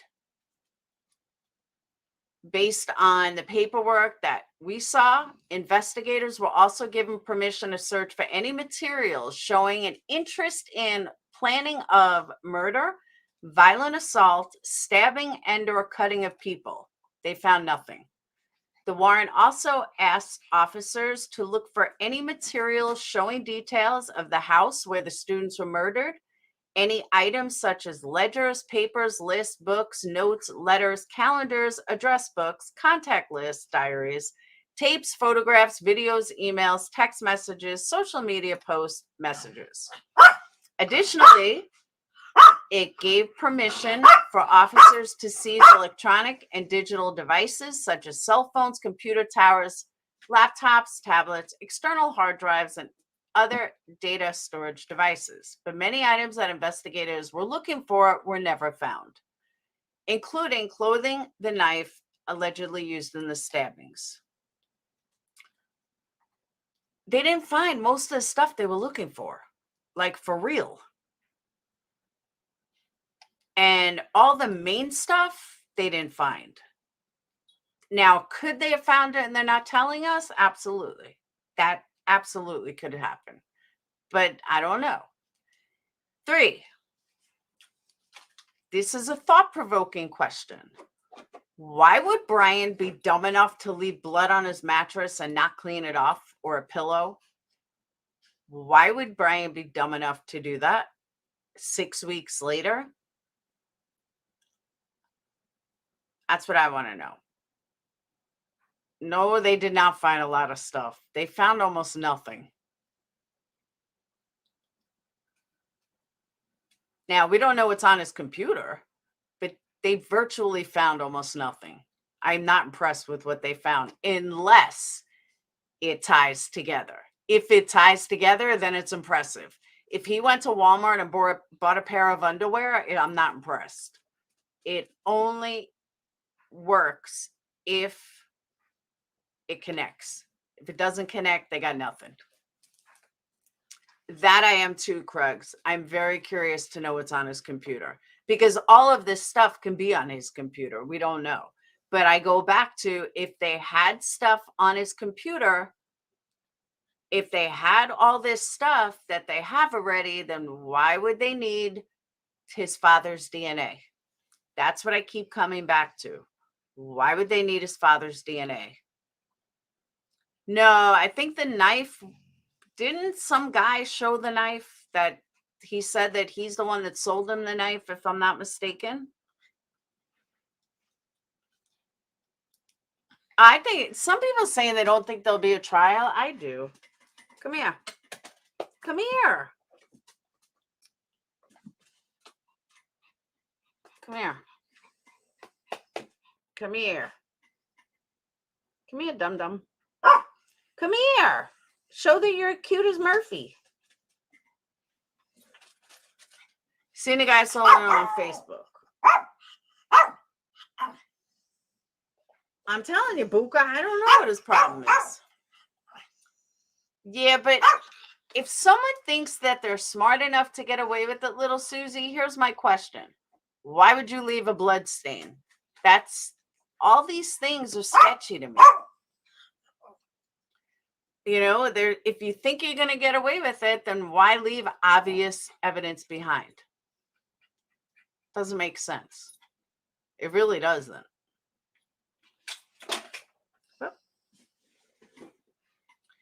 Dad's DNA proved that his DNA that they had, but they had his DNA. Don't you understand? They had his DNA the day before they arrested him. They did not need his dad's DNA. I think both he and his dad were suspects. Okay, that's a possibility. And I'm also surprised that people aren't talking about this, talking more about everything that happened in front of Brian's house, you know, that morning that he did the kill, or that night, a couple of hours before the killings. I don't know. It's, hey, Alma, it's just weird. Puppy wants pizza. I believe so. Now he's barking at Buka.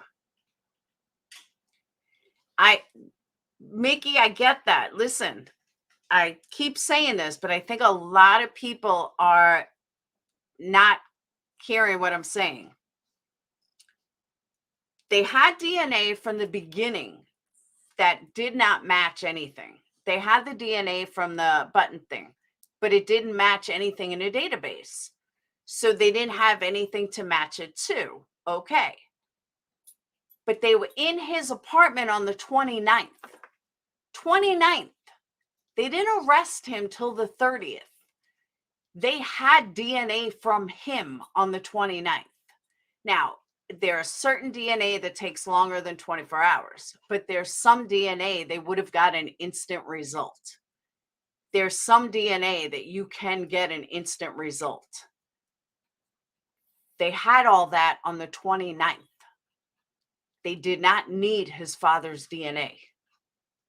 They didn't. They could match the DNA from the 29th to the DNA at the original crime scene, and bam, there you go. You got it. There's the DNA connection. But if you don't have DNA originally, or you don't have anything in his apartment or something, then you wouldn't be able to match it. They don't have to match it in a database after they were in his apartment. They just have to match it to the button. They didn't need his dad's DNA. That's what I don't understand. No, I don't think he's being set up. They could get DNA from his apartment. That's what I'm saying. They didn't. No, they went to, the search warrant was on the 29th.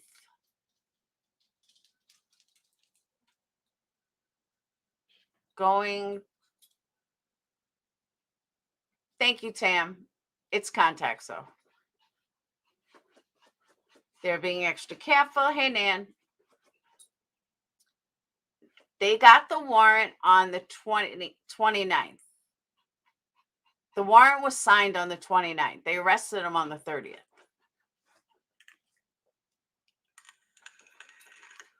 Janice, very easily. He wasn't there. They could have planted any amount of evidence. And just remember, this is all stuff that the courts, that the defense team is going to use. Mickey, that I'm not 100% sure. They're Hazel, garden grower. That I'm not 100% sure about. But even if they had to wait another day to get DNA back, nobody was in his apartment. Even if they had to wait another day, who cares? Who cares? You already waited a month. What's one more day gonna do? I just feel like there's lies somewhere.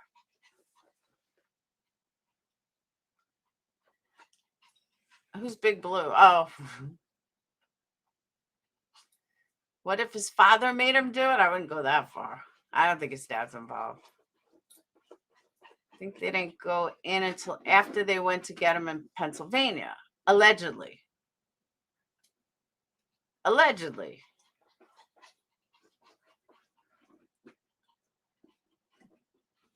Remember, everything is alleged. We don't exactly, unsubscriber. You got it. We don't know the details, which is why people should not make him guilty already. That is my whole point. We don't know the details. And everybody has him guilty already. Yeah, it's a longer gag order. Well, no, the judge said that she wants him to get a fair trial. And he's not going to get a fair trial. Because everybody has this man guilty. And maybe he is. He probably is. But nothing's a guarantee. Like I said, if I can pick apart everything that they presented, then a defense team, it'll be cake for them. Cake. We have not heard his side. We have not heard the defense. We have not heard. I mean, again, look how easily that I've been able to pick apart everything that they've presented so far that we know. And I'm not an attorney. So imagine what an attorney can do. Think about it.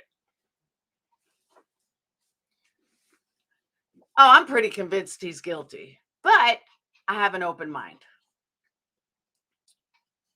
The trial's not going to be for a couple of years.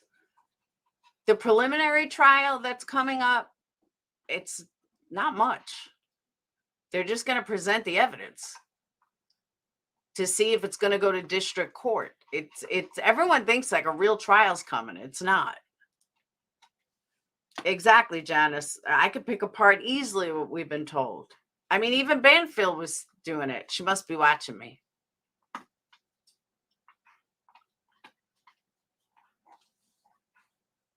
They're diving into empty pools.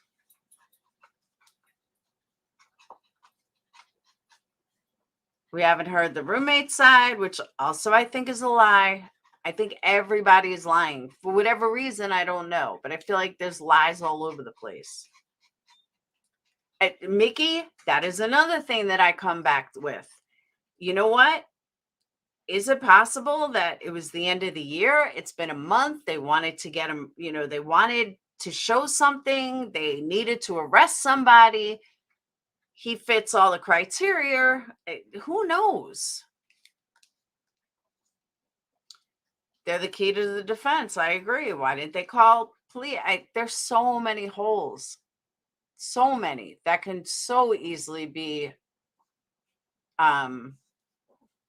eliminated, especially if the cops don't think that the defense is going to use the fact that they've lied about everything and they've gotten nothing right from the car to the time of death.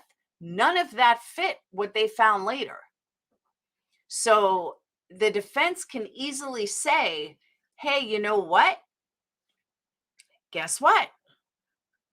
We can make the facts fit the circumstance, or the circumstance. Yeah, we can make the facts fit the circumstance. So they may very well make the facts fit the circumstance. Plain and simple. Happens all the time. Yeah, everyone thinks he's going to go to court immediately. He's not. Now, at the same time, personally, yeah, I think he's guilty.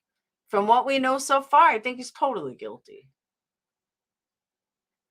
But my opinion doesn't mean anything. Hey, Tits McGee. Cleaning, it's 10:30 at night on Thursday, because I originally said Friday. Isn't his lawyer the one that caught Ellie planting evidence? Oh, that I don't know, Janice. Do you have a... Hey, Dropping Mom, do you have a... what's it called? A source for that? Hey, Cotton Candy. Do we know DM called, or could it have been another? No, well, that's again, the cops say that it wasn't DM. It was one of her friends. It must be the one dropping off all the drugs for that trap house.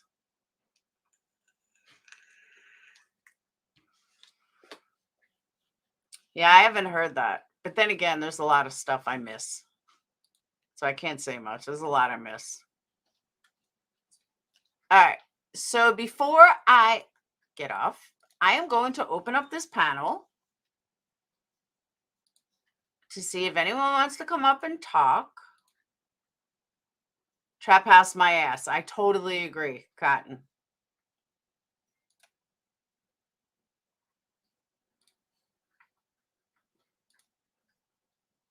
Okay.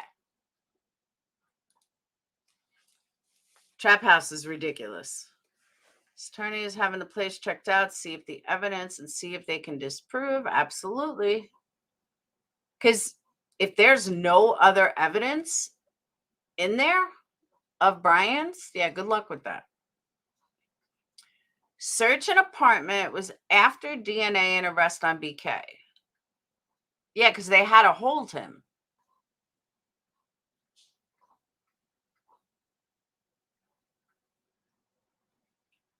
Trust me, feminine, they did not clean the house before the cops got there.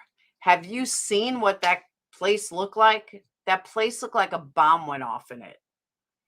It was furthest thing from cleaned. There was nothing clean about it. And that's the other reason why that woman was totally full of shit.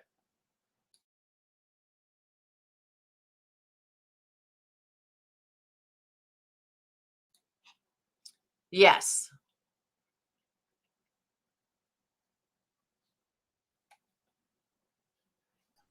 Hey, girl. I just wanted to say I love you since you always say no one loves you. Ah, thank you. I love you too. I don't have anything to say about the case because I'm just waiting for the prelim hearing because I'm tired of trying to think when we're going to know in June. That's all. I just wanted to come up and say I love you and put my pretty picture up here. I love you too. So don't say nobody doesn't love me whenever no one comes right. on here. I won't. I know I can always count on you. Bye. Bye, hon. It's funny. No, they didn't clean anything up. They can't clean anything up. They're not allowed. And those cleaning people, they make good money. Not around here. Here they make shit. I looked it up.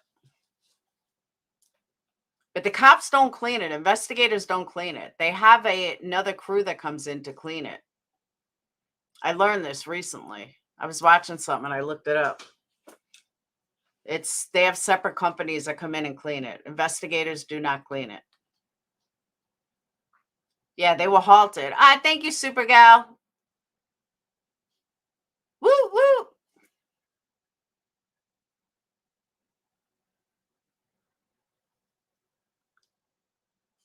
But no, nobody cleaned anything. Crime scene cleanups. Wow. Yeah, around here they make like 30,000 a year. Big cities they make a lot. You are a super gal now. Your candles are wrapped and ready to go. I was too lazy to go to the UPS today. Hazmat crew, yes. Some woman was claiming she makes like, millions a year. You don't make that much. Hey, Des. Calling because I can't type. What happened today? Not much. Honestly, really not much. The whatchamacallit? The judge extended the gag order to include the attorneys, and that's pretty much it.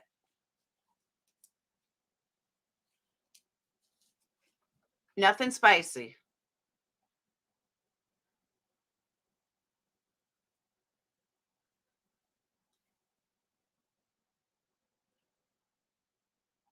You're the one that said you like Love Spell, right? That was you that said you loved Love Spell?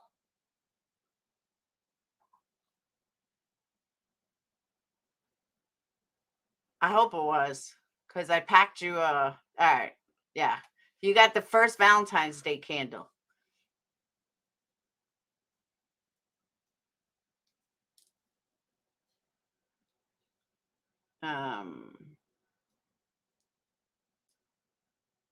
Just again, you can Google, his lawyer overturn a murder conviction due to the cops lying. All right, where did you find it?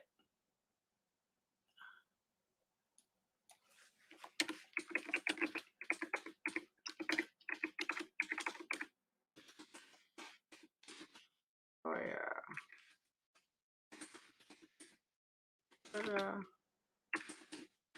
Hang on, Stone. Overturned. Thank you, Des. Overturned due to cop. Stone, is that you?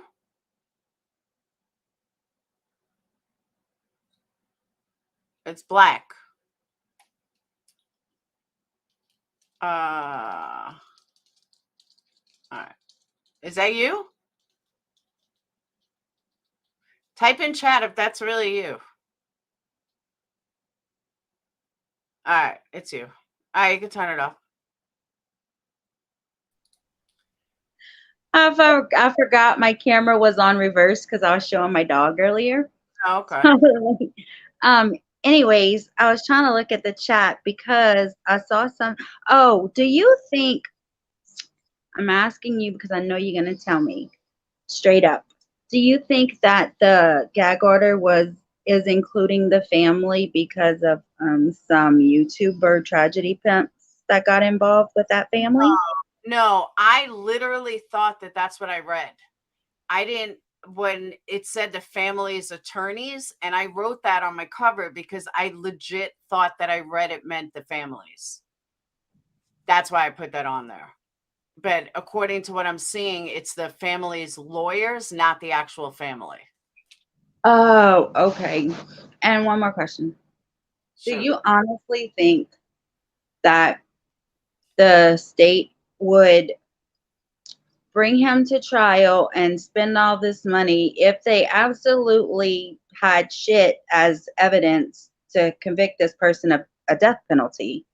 Don't get me wrong. I don't think they have nothing, but as of right now, they absolutely do not have enough to send him to the lethal injection. It so easily can poke holes. Like I'm saying, if I can poke holes in so much of their stuff, then the defense team absolutely can. Well, we don't know what patches they have that fill those holes, and that's what we're going to have to wait for. Probably not until he goes to preliminary hearing, right? Yes, but that's not even going to give that much info. Really? I loved the prelim for Lori and Chad. I learned a lot. But the preliminary hearing is just to see if there's enough evidence to bring it to a district court. And there may not even be enough evidence. We don't know, but that's all that it's good. That's all that it's for. It's like they're going to show witnesses and stuff, but a preliminary hearing doesn't give you, like, everyone thinks it's going to be this big trial. It's not. No, it's not trial. It's usually what, 1 or 2 days, if that. It's if that. Sometimes it's a few hours, but it's just to see if there's enough evidence to bring it to the regular court. But there's a good possibility that we will learn a lot of stuff that we don't know now, because a lot of stuff will come out that they haven't put out yet. Hold on 1 second. T-Rev did not make that song. It is not T-Rev. Try again. All right, go on. Are you serious right now? Yeah, someone just came in. Oh, that's T-Rev's song. Not even close. The super chat one? Not even the same color. Yeah. I think if it was his song, he would be playing it on his channel because it's such a cool song.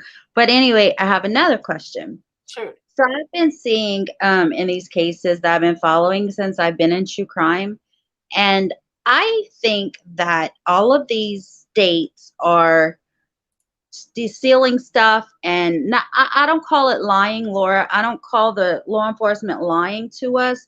I call it diverting us to keep it off of them, which is, in my opinion, not lying. They're doing their job. And I feel like a lot of this is being covered up, not covered up, but sealed and hush hush and everything because of media and social media. Look at, like you said earlier, look at all these people watching YouTube and they're seeing all of this. And if they go on the, if they're on the jury and then they're trying to see the real evidence and then they have this stuff from YouTube in the back of their mind, you know what I mean? That's not, I don't know. I couldn't do it. Yeah, but you have to understand something. If what you're saying is true, and that's the general consensus of many, you still have a defense attorney that's going to tear it apart. You still have a defense attorney that's going to use all of it to win a case. Right. Remember, being in court is not about justice. It's about winning. Everybody, each side wants to win. Plain and simple. Win, win, win. That is the goal at any cost.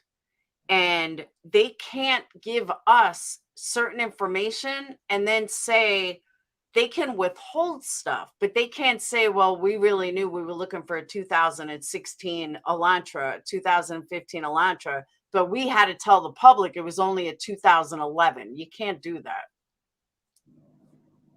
No, Scriber, what I said was, I personally, on a personal level, yeah, I think he's guilty, but I'm very open-minded, which I still have to listen to all the evidence.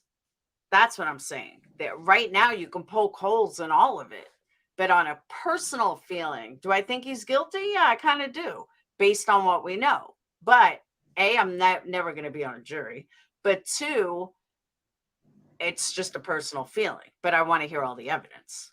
That's all. Then I have another question for you. Sorry. What do you think moving it to a different county is going to do when the whole world knows about it? They're hoping that it wouldn't make a difference. I mean, they're hoping that if they move it to another county, people aren't exactly attached to the 4 victims because they're, all over. They're known as the Idaho 4. So my guess is general consensus, move it to a different county or another part of the state. But the problem is, okay, Boise, Idaho is a few hours away. Most of them are from Boise. So you can't move it there. Where are you going to move it to? That's the problem. So a lot of times defense thinks it can work. It's a strategy and they believe it can work. But most of the time, it really doesn't make a difference.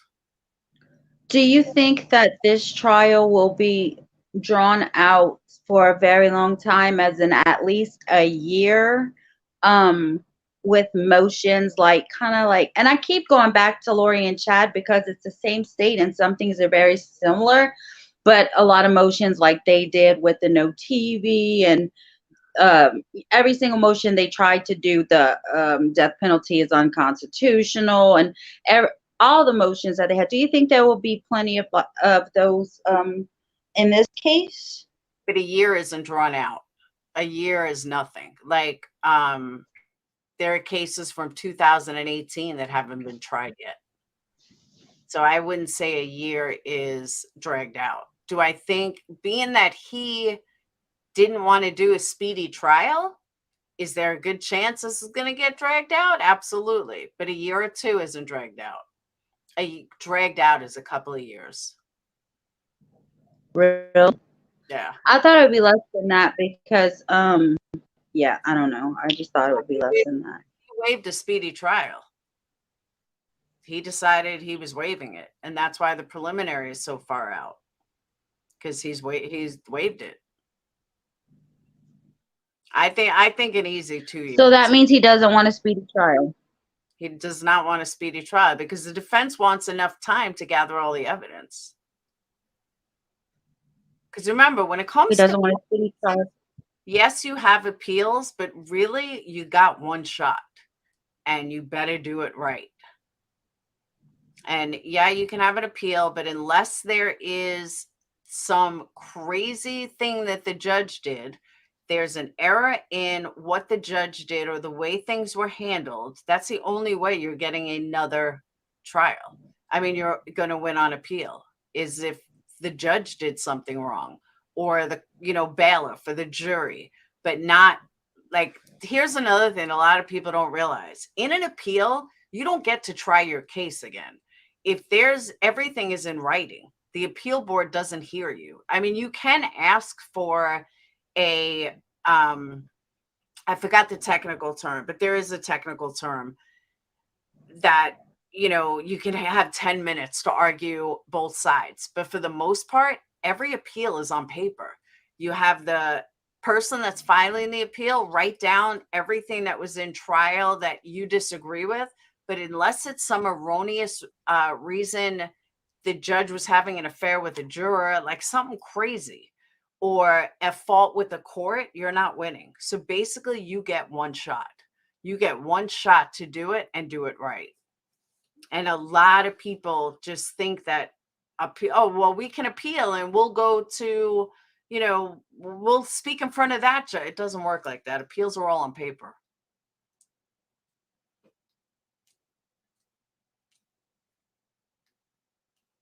If I was innocent, I want a speedy trial. I would too, but even to prove innocence, if you're sitting in jail, you want to make sure you got it right.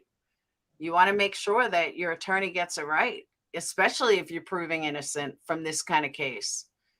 Yeah, that's what I was going to say too. When you brought that up, definitely would waive it also to make sure that we get enough evidence to prove that I'm innocent. And in my opinion. Yep. And this is a public defender. This is not her only case. She's probably got a stack load of cases, and he wants to make sure it's done right. Well, the death penalty case, of course, you would want to do that. I mean, you're looking at death. But unless they connect, I mean, death penalty cases, you have to be 150% sure beyond a reasonable doubt. And there have been many cases where someone was killed by lethal injection or the chair, and they turned out to be innocent. And laws have gotten even stricter about how, rock solid, like Ann Walsh's husband or whatever, that's enough reasonable, even though without a body, that is enough evidence to put that man in lethal injection, without a doubt. There is so much overriding evidence that I don't know anybody that would even want to try to fight that. You can't. That's a difference. Have they figured out a motive in that case yet? No. Yeah, someone said money, but he hasn't admitted to anything. So until they admit to something, there's no motive. I would say money also because of the search for about the life insurance that he searched on his Google. Oh, he did all sorts of searches. That's what I'm saying. We don't have any of this for Brian yet. We don't, I mean, his his computer could show all this stuff and he's guilty, he could be the guy Right. with, the other one. He could be like Ann's husband, like his computer's going to show how do you get rid of a dead body? How do you kill? We don't know. It could be. I mean, if that's the case, then damn, he's done. But I don't think he was that stupid. Do you think that he might be able to say any of those Google searches was for his schoolwork as being? Hold on. Emmy said in Idaho, doesn't the judge, I don't know. Doesn't the judge decide death penalty, not the jurors? I have to look that up. That I don't know. Alec Baldwin? Yeah. Took me a minute to get it. I mean, ever pull Watts. Exactly. Watts admitted immediately. He's not admitting anything. And that's why I don't know. It makes me wonder what they actually have. Because honestly, I don't think they have much. And some of the stuff, jury decides in Idaho. I really don't think they have much. I honestly don't. Or I think if they had rock solid, they wouldn't have released, or maybe they would have released it. But I feel like there is no reason to be so quiet if they have all this rock solid evidence. Why are they being so quiet about it? If those hairs matched up, and it's been 19 days, they would have it back already. If those hairs matched up, why not just say it? Why not just tell everybody? Hold a press conference. They do it in every other case. They don't worry about the defense. They do it in every case. Okay, X, Y, and Z. You got to give it to the prosecution anyway. So, we found so-and-so at his house and the hair matched to this one and the blood matched to this one. They do it in every case. So why aren't they saying anything? And which tells me it came back and none of it matches.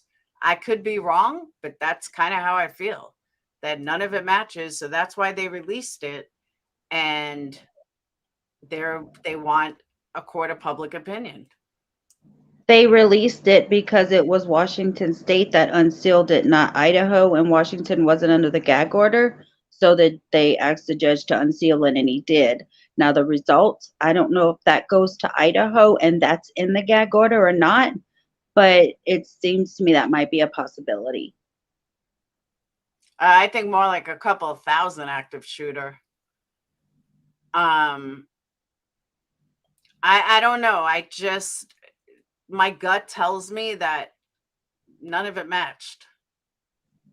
And that's why they released it. And why be so hush hush if you have a solid case? If you have a solid case, you have a solid case. The prosecution wants it anyway. This is the kind of stuff I want to talk deep with an attorney because I don't understand it. I don't get why you wouldn't have a press conference like every other fucking case I've ever covered. You have a press conference. This is what matched. This is what was there. The only time they don't do it is if they don't have anything. When they don't have anything, they're hush hush. Like, only press conference they had was when he was arrested, right? Oh, they had it tons beforehand. Yeah, but I mean the last one. Yeah. But he didn't have an attorney then. He's got an attorney. But the defense gets all it anyway. It doesn't matter if they release it. The defense gets it. They can't save something for trial. The defense has to get everything ahead of time. They have to. It's part of discovery. They've already asked for it. So there's no reason why they're withholding if any of it matched. It's been 19 days. Does it match or not? And you don't have to give away your hand, but there's no reason to let the public know what you already have to let the defense know. I can see before the arrest they were keeping things hush hush. Totally get that. But anything that they find, they have to give to the prosecution. So it's not like, oh, we're going to withhold this and we're going to surprise them the day of court. It doesn't work like that. There's nothing they need to keep private. You know, saying if the hair's matched or this matched doesn't need to be held under wraps unless nothing matched. Just a thought. I sat on a death penalty case, and I promise you the prosecution has to prove that case or they will walk. They ruled you're giving for a DP case is so tight and hard to have any wiggle room. I agree with that. That's what I'm saying. I don't know. Something just tells me they have nothing. Everyone wants to believe they have so much stuff. Well, the defense would have it then, and then they could release to the public.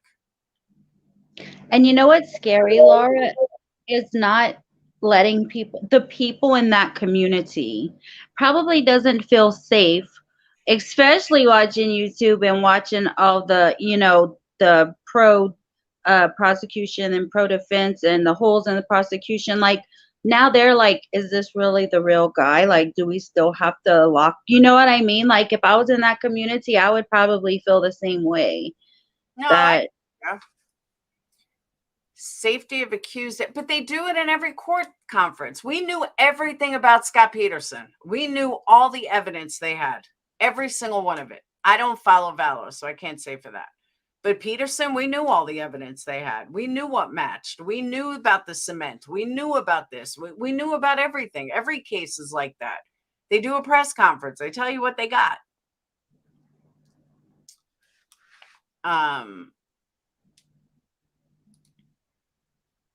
Mike or Mickey? Oh, okay. I was like, what is Mike? The defense to ask. Hold on. The defense to ask the right questions, how they retrieved or how they complete DNA is.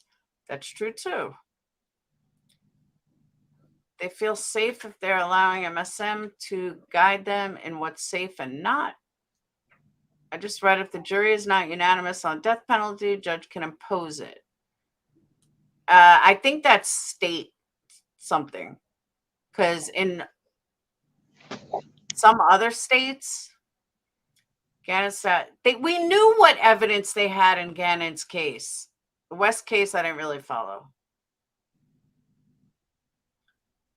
But we kind of knew everything they had in the West case, come to think of it. I'd be happy and safe till they for surely said and had that's the other thing. Phil, you bring up a really, really good point. Phil just brought up another really good point. If you lived in the area, don't you want to feel safe? How are you going to feel safe if you don't even know for sure if you have the right person because you don't know what evidence they have? Okay, that proved that Laura listens to nothing I say because I just said that. No, I was reading a comment. No, I was answering a comment. Oh, I'm not in the comments. Hi, everyone. I want to show you my dog, off topic. Aw. See my baby. Say, hey, Laura. If he did, I would. See, her name is Penelope. Aw. What's up, Southern Gal? Hey, guys. Gals. What's Can you up? hear me? Yeah, we can hear. Last time I tried it on my AirPad, it didn't work in Tyler, so I had to make sure. I have one question that has been bugging the mess out of me ever since they took BK from PA to Idaho. Okay. We all know that Ann Taylor is the public defender, right? Correct. Okay. The public defense said, stop the cleaning, we got to go through the house, right? Correct. He wasn't even back in Idaho, though. Can you issue someone a public defender before they're even brought over to the state? Question mark? That has always bugged me.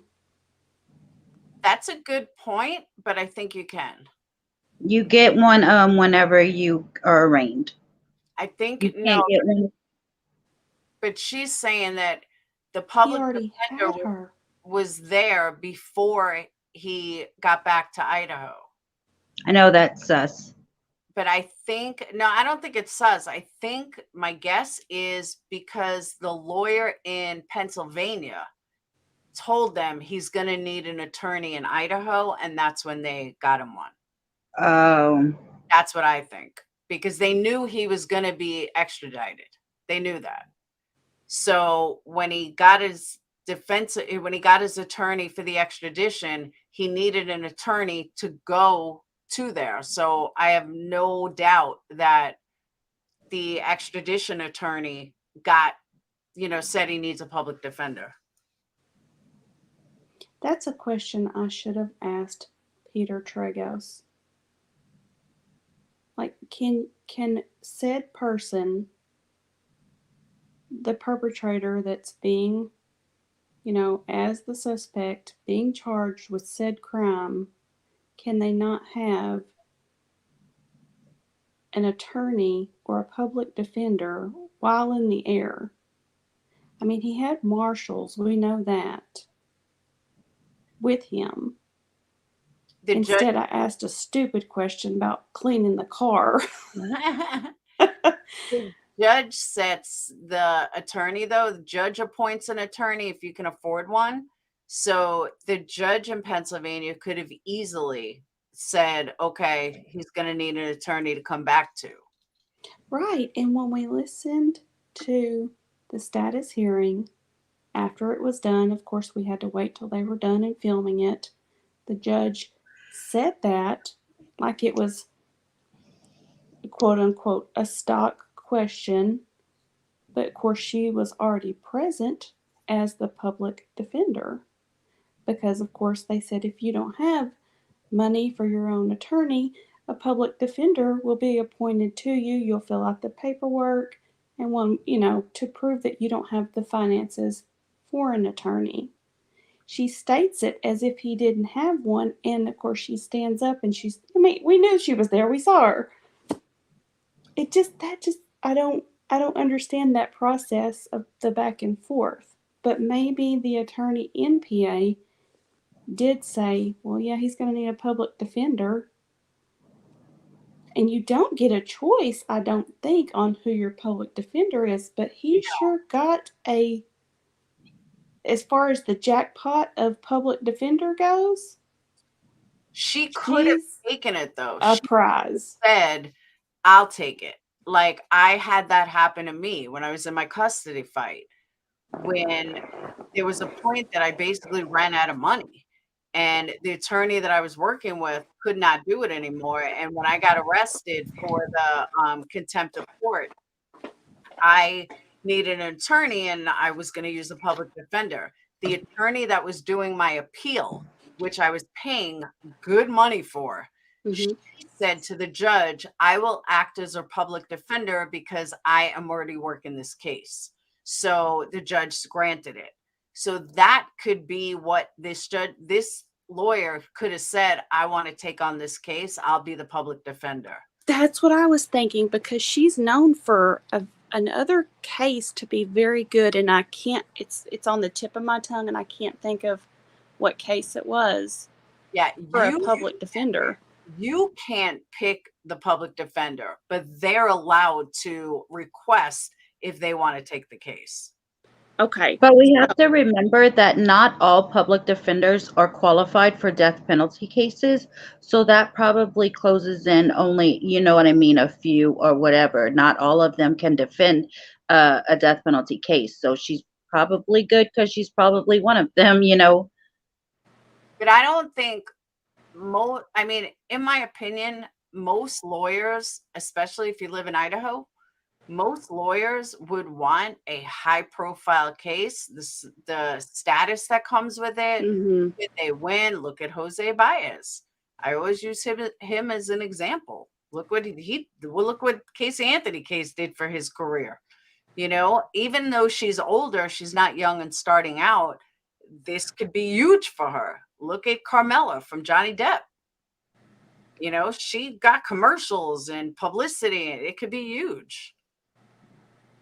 So You're right. she could have easily wanted to take the case. True. That's very true, because she was amazing. She was the star, and I watched, like I've told Tyler said, you know, trials bore him, not me. If I'm at home cleaning, I've got it on TV, and I can be cleaning at the same time they go to break. I'll watch the law nerds even on LawTube, and they can, you know, when they go to break, they'll explain something we don't understand. And I love it. I love watching a trial. Some people find them extremely boring, but I find that I learn a lot. Yeah, you do. Boring. Even Johnny Depp, I was bored. I was like, I can't do this. And then it finally picked up. But yeah, I'm one of those too. I get so bored with cases. I just, unless the lawyers are good, like I've seen some trials that really held my interest, but 90% of them, I'm like, yeah, okay, bored. Or if they represent themselves, and we got the Daryl Brooks trial, because that Okay. was a mess and a half. I've heard. I have a That patient. poor judge. Case. She's watched it like 4 times, that trial. She's like, I'm so intrigued by it. I just love it. I'm like, you're insane. But that judge right there in the Daryl Brooks case was a judge that I commend, because she, like Laura and you were saying just a moment ago, she did everything right in her power for him not to get an appeal. Yeah. Everything. The patience I saw in a person I would never have. And that's what happens though. Like, people don't realize that an appeal, as long as it sounds good on paper, as long as you as a judge don't make any erroneous mistakes that someone reading it would say, nope, this is an error. Nope, this is no good. That's the only way you're going to win on appeal. And a lot of things are off the record. Mm-hmm. You know, judge says some, it's off the record, but very few trials have gone to appeal because judge isn't doing anything. Mm-hmm. Or it doesn't look like they are on paper. They're like, if a judge is making faces, judge could say, point, you know, give the middle finger to somebody, but it's not on paper. So right. The appeal courts would have no idea it even happened. Yeah, appellate just reads papers, and that's it. That the appeal's all paper. I mean, one day they may start watching the videos, and that may change, but not yet. They don't watch videos. Appeal board is all paper. Mm-hmm. They don't watch the trial. It's what's on paper. How good of a writer your lawyer is, and what your lawyer can pick out of. That's why every single attorney writes. Every single defense writes, whatchamacallit, you know, your lawyer sucked. I can't think of the right term. Oh my God. I can't Grievances? No. When every single appeal that their attorney was no good, their attorney misrepresented them, their attorney, there's a technical term. I can't even think of it at the moment, but every appeal does that. And then you got to prove it. Yeah. There's a very major one that's asking for appeal right now. So I hate to say it, because it was the major of 2020 culture trial. He was an officer found guilty. Oh. Okay, I'll just say it because I'm sure I can't see the chat because I'm in StreamYard, guys, but Chavez. Who? He's Officer Chavez. I don't even know that. Is that the one that shot, what's his name? No, he's the officer that held down George Floyd. Yeah, that's who I'm talking about. I'm going to get emotional just even thinking about it, because it was I watched the trial from front to back, and I think that he was guilty. I mean, I think he's actually in the prison here where I live. Yeah, he's I just saw it on the news today that he's asking for appeal. So yep, that's why he's here. Supposedly, that's what I heard. Yeah. Makes me emotional. Bad Wolf, I thought Officer Dangle ran off with a stoner. He did run off with me? No, not you. A stoner. Oh, good. Chick from Chicago. All right. Well, that's just really all I had to talk about as far as this case was. I didn't know how that worked, and he got such a good. Well, I guess it's not up to him. You're right, Laura. She probably said, "Hey, I want this," because look, it wasn't. And this is rumor on my part, and this is speculation on my part because I had heard it. I didn't research it. That wasn't there a defense attorney from the OJ trial trying to get on the defense for Kohberger, or just was giving advice? Half of the people from OJ's are dead. Right. Dead or retired. Yeah, the main guy was from Memphis, not far from me. What was Cochran? Yeah, he's dead. Yeah. Most of the rest are retired, and the prosecutors all left law. Like, so you said, Southern gal. So you said that his public defender. Crap, I just forgot. Must be because I'm a stoner and I kidnapped somebody. Yes, ineffective counsel. Thank you, Callie. I could not think of it. Ineffective counsel is what every single appeal tries, and none of them work. Stone, were you trying to ask me what his defense counsel's name is? I didn't. Oh, that's what I wanted. I forget easily. So it is something about the defense counsel, but I just forgot again. I'm so sorry, Laura. They just made a comment of, like they were interviewed by one of them. No, not malicious prosecution. It was ineffective counsel. Every single appeal has ineffective counsel, and they never win. Yes. Garagos is from Scott Peterson. And he blew that case. Absolutely blew that case. Didn't call witnesses, nothing. Y'all are probably all going to want to shoot me in the foot or pull out my toenails when I say this, but I think Peterson might actually get an appeal. No, he didn't. He lost. It lost after 12 years? Uh-huh. Yeah, it got denied recently. I did not know that. Yeah, I just read that recently. I've been following the documentary. Right before the holidays. I didn't know that. And it's not that I think that he's innocent or guilty. I just think that now from him and Lacey's and the baby Connor's, he didn't get a fair trial. He did not get a fair trial. He did not, because the police put out so much in the newspaper so fast. Mm-hmm. So fast. He did not get a fair trial. That's why he tried to run across the border. That's exactly right. That's the way I took it. And I went back and reread documents on his trial after the documentary came out, and all these people formed a group trying to help his appeal case. And I was like, are these people serious? So I went and reread it again. And I was like, okay, there are holes there. So, and pages that were stuck together in the whatever the thing is, documents. A lot of people don't get fair trials. That's what people don't realize. So many trials are biased and not fair. And that's because of media. And that's because of social media. And before I go, guys and gals, I have to say, even though I say in here and Tyler's and everywhere I go, you're innocent until you're proven guilty, because this is America and those are the freedoms that we have, regardless if we're poor, middle class, rich, it doesn't matter. Because I say that, I'm not saying that I believe that he did or he did not, or she did or did not. I'm just saying.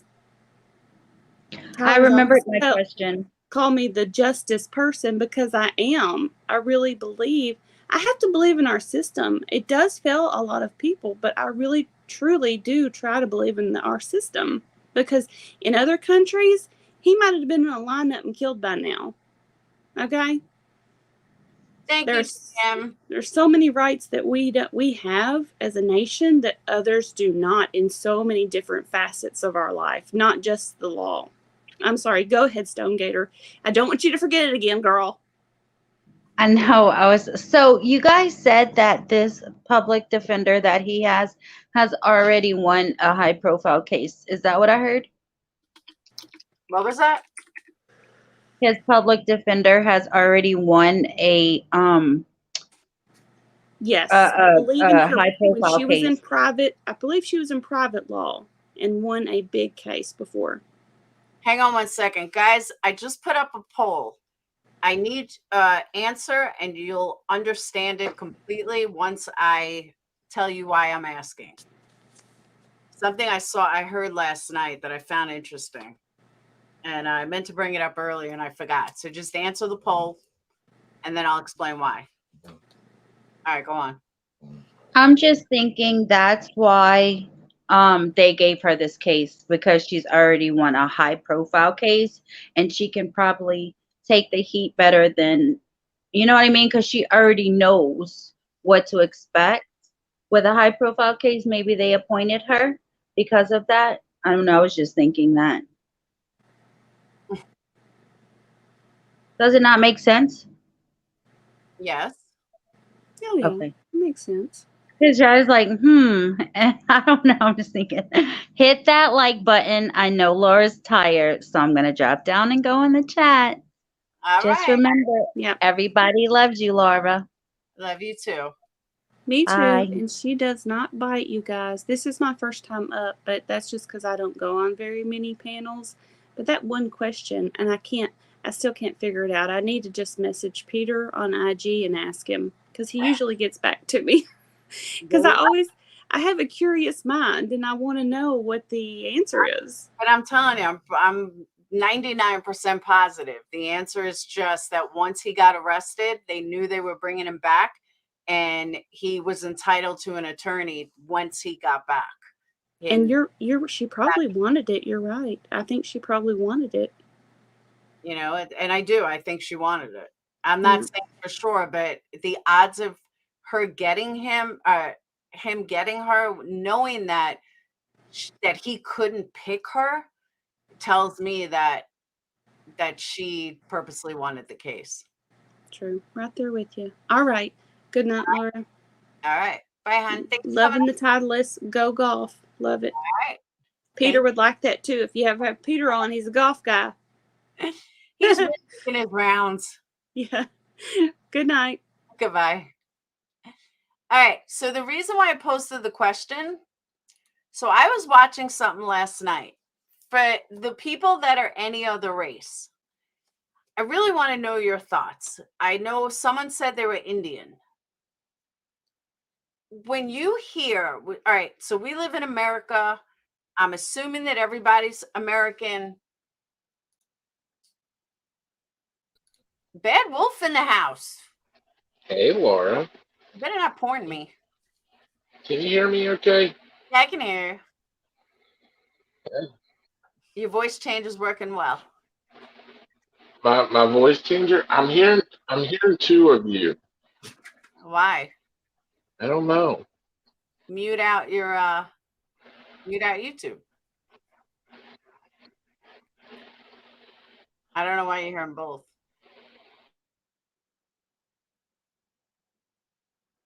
Oh, that's not better. I don't know. Do you want to go out and come back? Yeah, let me try that. All right. So I was listening to something last night, and they talked about being in America, a jury of your own peers. Do you believe that a jury of your own peers is done by race or humanity? Because there was a guy who was wrongfully convicted who had an all-white jury. He was a black man. That was his wife was saying, and he turned out he's innocent. And he spent 20 years in jail for no reason because he was falsely convicted of a crime he did not commit. But the wife was saying because a jury of his peers should have been a jury of 12 black people, not white people. And it really hit me. I'm like,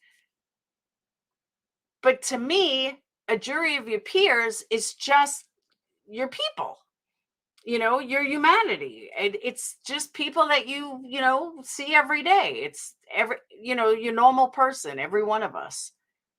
But it really got me thinking, if I was on jury for murder, and if I murdered a black man, would I want a jury of 12 black people? Probably not.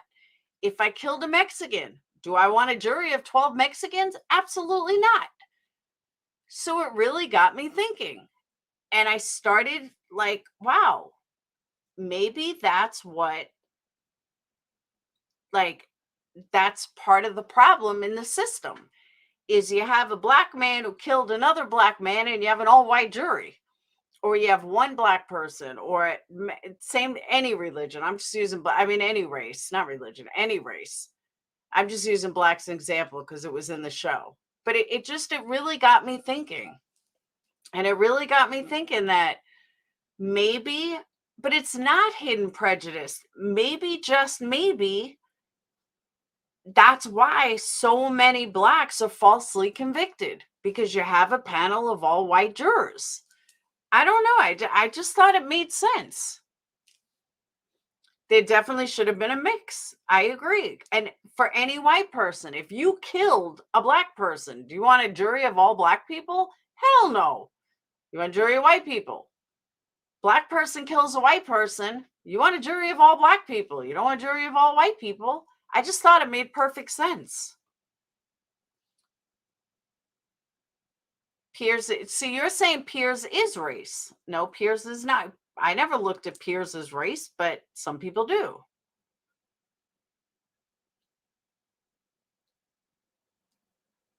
Humanity 100%, but anything that happened over 15 years ago. I agree, because racism, I agree with that, Kendra. It's an algorithm. I don't know. I just thought it was interesting. What's up? I guess you're not on leave anymore. Oh, no, I have you on some sort of delay. Why? What am I doing? I don't know. See, no way. Exactly. Peers is your community. If you live in an all black area or an all white area, then your community would be an all black community or an all white community. So there is some truth to it. I just thought it was interesting. You have cheap internet. But I really thought that was interesting. I was like that for you. There was a delay. It is everyone, not race. That's what I thought too. But peers should be your community. I don't know. I just thought it was interesting. I thought it was an interesting point. That maybe that's why there's problems. We're equally yoked. But it really should be a mixed jury, and not all one way or all one way or the other way. It should be mixed. But I would just wanted to get different people's opinions on it, on what they feel a jury of your peers is. So, but the peers are pulled from all over, not just who lives in the community nearby. A lot to do with the crime, politics, and the county. This was in, I don't even know. I couldn't even tell you.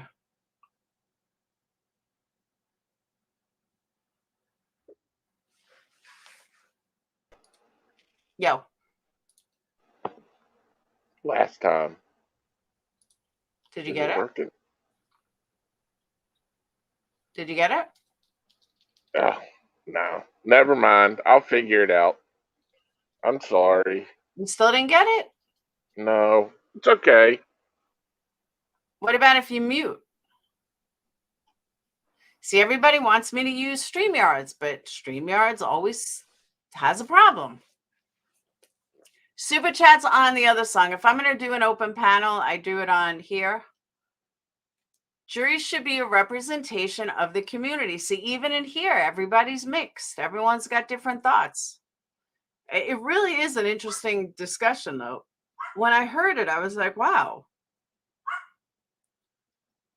Jurors are not required to be correct.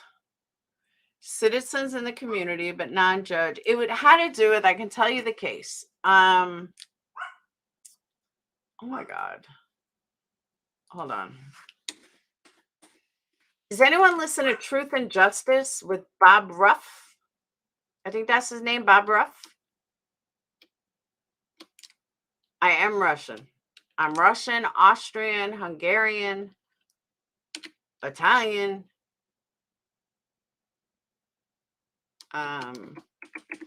It was Bob Ruff's first case.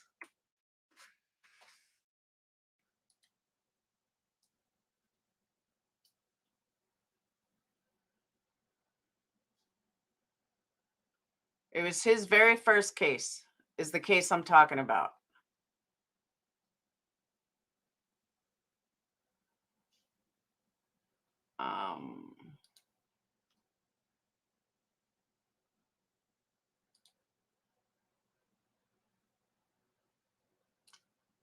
If I heard the name.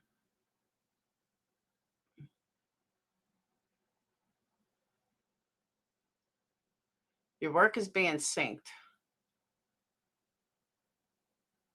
I know it was Ed something.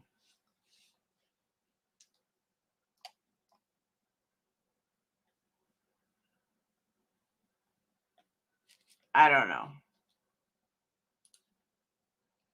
But it was Bob Ruff's first case. You're about the color of his skin, never come to my country because yeah, but you're not in the US. Why would they call you for jury duty if it's supposed to be a peer from the same community?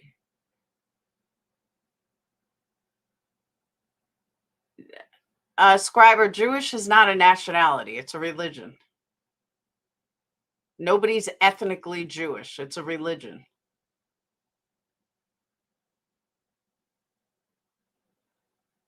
Shaw was guilty. Oh, he was definitely guilty. But I just thought it was interesting.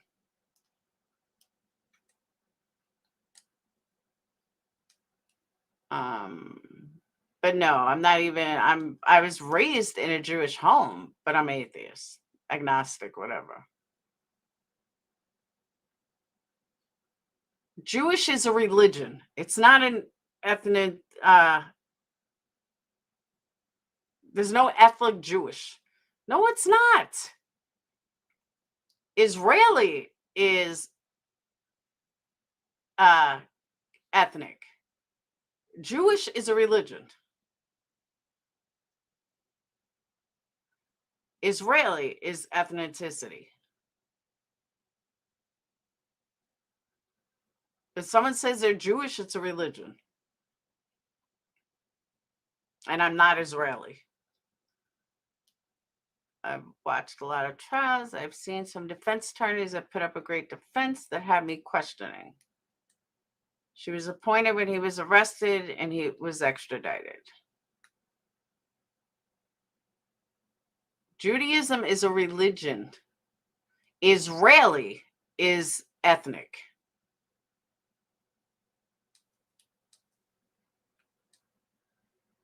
Your ethnic, I can't even say it tonight. Your ethnic background is your nationality. Israeli is ethnic. I'm not, Jews are the chosen people. I'm not Israeli. Anyone can convert to being a Jew. They can convert to anything. Correct.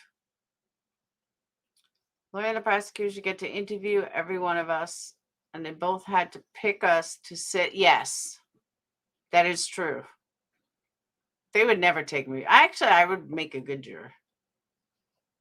People consider it a race. Also, it's not a race.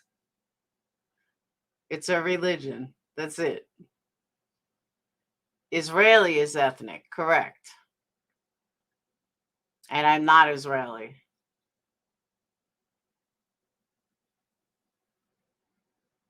You got me thinking about The Life of Brian? The movie? Can anyone say they're 100% of one thing? I doubt it. I am not confused. I think I know my own background. Being Jewish is a religion. Fact. You could be an Israeli Jew. You can be a Hasidic Jew. But Jewish is a religion. There's no place named Jewish. There's no place named Judaism for where to have it come from. For an ethnic background, you have to have a physical place to have that background from. Ancestors, people born there. Like, that's how you get an ethnic background, was family is from there. There's no Judaism place. There's no place called Judaism. It's a religion. I was raised in a Jewish home, yeah.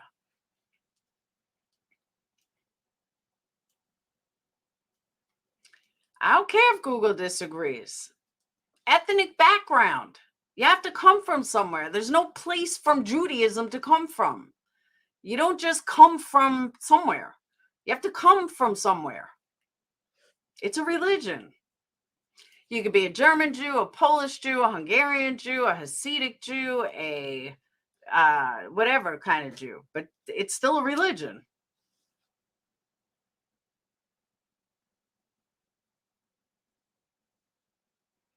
Well, Jerry, I've never heard that before,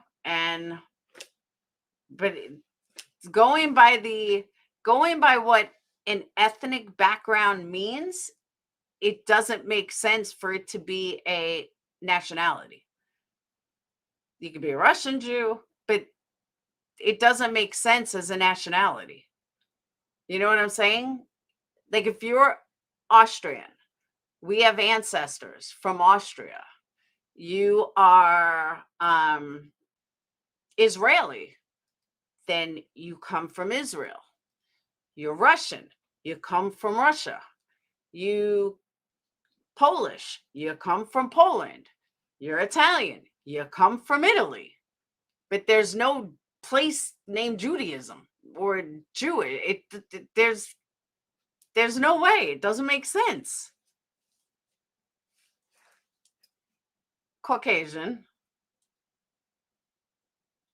Yeah, but Jerusalem isn't Judaism.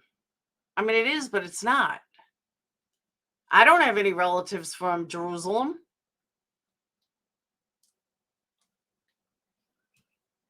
Maybe if you're from Jerusalem, maybe. But I don't have anywhere from, I don't have anyone from Jerusalem. We're not from that side of the country. People with dark hair and big noses often get asked if they're Jewish. That's true. It's actually dark hair, light eyes. Or do you in your ancestry? Well, I maybe do 23andMe.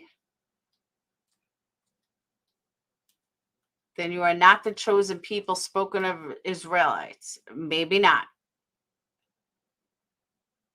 But I'm agnostic. So believe me, I'm still chosen people. There's not American DNA. Why nobody came from America? Good point.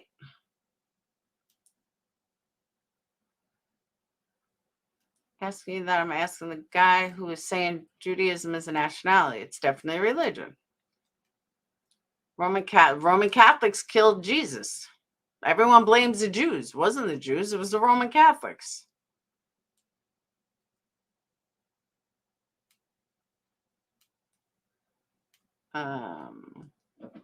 Yeah, there's a lot of people in Jerusalem that are Christians. Absolutely.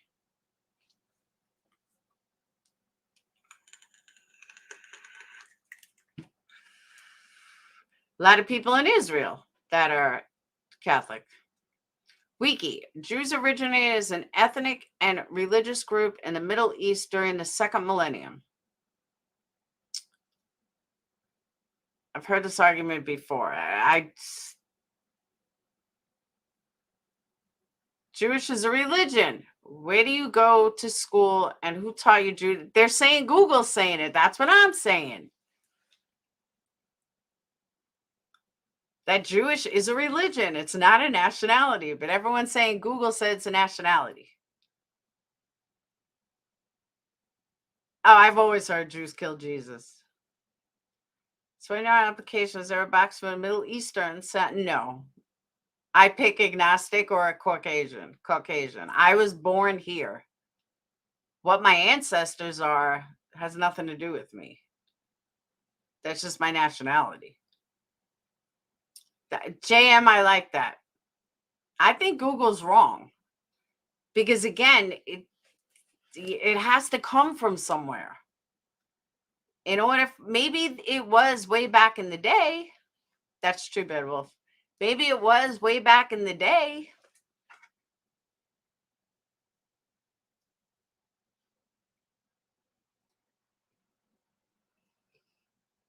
I'm saying nobody asked the religion. I don't mark Jewish. I would not answer Jewish.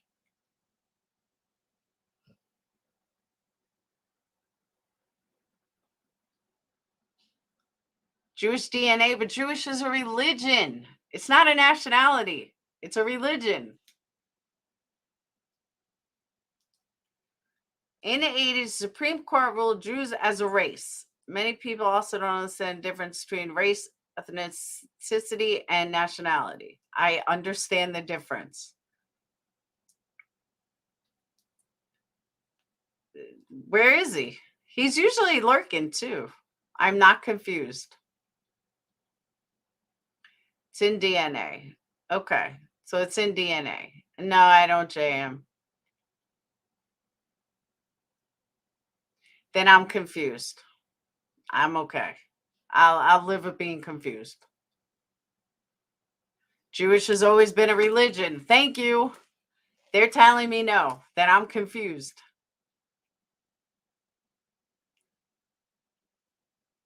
I think Google's confused. Jews are a race from biblical times. I don't see how it's both though. Because again, for ethnicity, you have to have it has to come from somewhere. I don't see how Jews is a race. It's weird. I don't see how it's both. You don't come from anywhere. So I'm sorry. I'm gonna look something up. Hold on.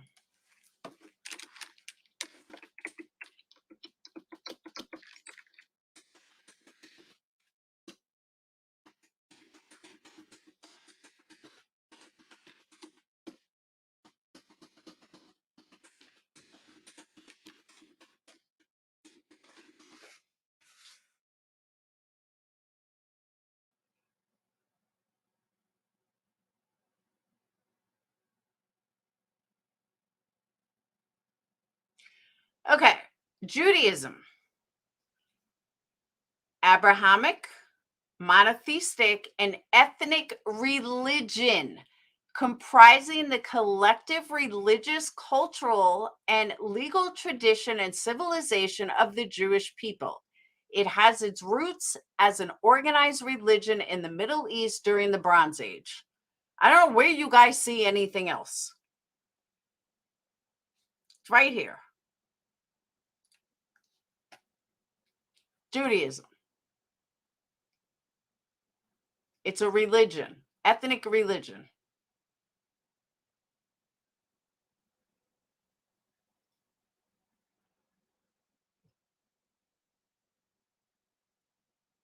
The vast majority of Jews of no religion say that for them, being Jewish is mainly a matter of ancestry. Where am I wrong? It's a religion. Judaism is a religion. Everything is DNA, though.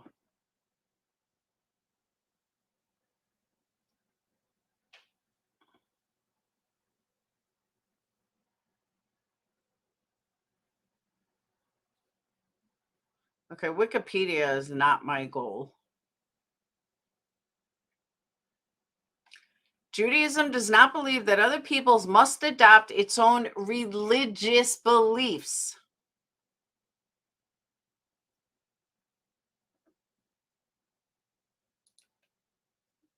Tablet magazine. There's Whoopi. I don't even, never even heard of this magazine.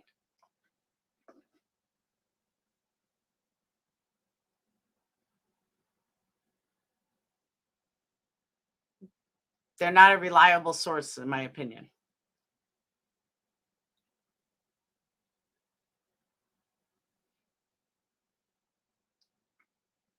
Okay, it was the Nazis that claimed Jews was a race. Nazis.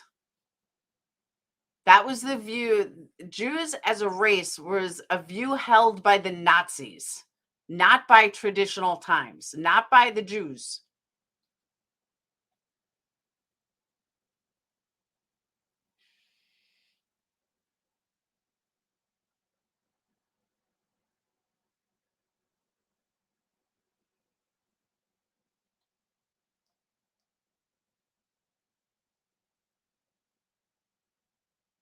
Yeah, that was all right. City.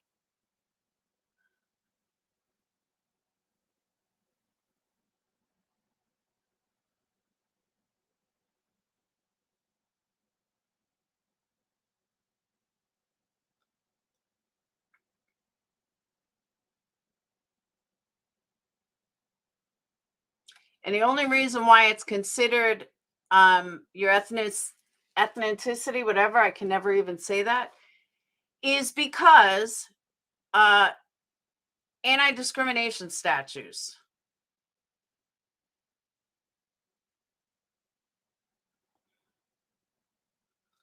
Due to illegal discrimination. That's it.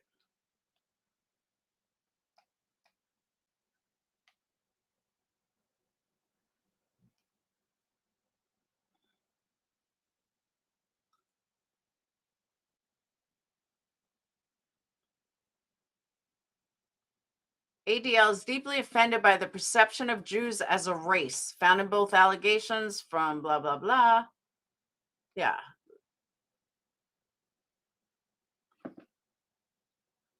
The idea that Jews are not only a religious group, but also a racial group was a centerpiece of Nazi policy. I'm telling you, you guys are wrong.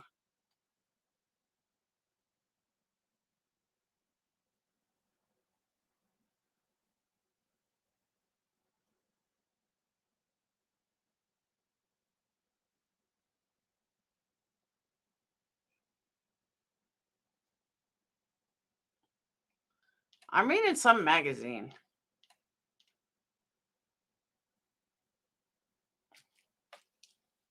Thank you, Court. Hey, Coffee.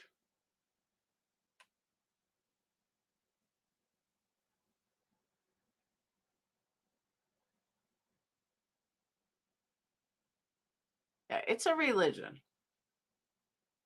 I don't care what anyone says. On the one hand, being Jewish is a matter of religion. Traditional and matrilineal definition of Jewish identity is founded on halakha, Jewish religious law. On the other hand, being Jewish also may be a matter of ancestry, ethnicity, and cultural background. Maybe, not is, maybe. But listen, on one hand, being Jewish is a matter of religion. On the other hand, it may be. Yeah, it's not. It's not a race. The Nazis labeled it a race.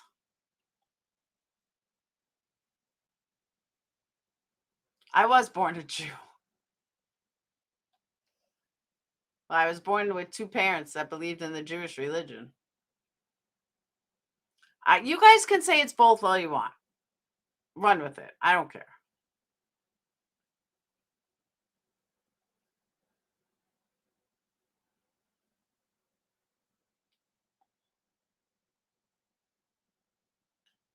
Let them be offended. Pay. I agree, Bedwolf. They were Jews way before Hitler was born. No, no, no. That's not what I said. What I said was that Hitler is the one that labeled it a race. And then anti-discrimination laws. I wouldn't read the Torah if you paid me. I don't care enough. I don't even believe in organized religion. This whole conversation is pointless. The Bible, no, it says Hitler labeled it a race. All right, so I'm wrong. I'll run with it. I don't care. I don't care about organized religion.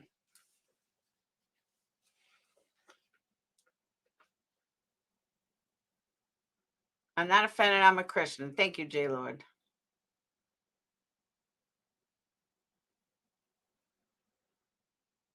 Okay. Pine, ash Jews. That's totally different. You're right, but that's totally different. Totally different. They have their own distinct genetic profiles. 100% right. That has nothing to do with me. That's not true either, no way. A lot of Jews practice their religion.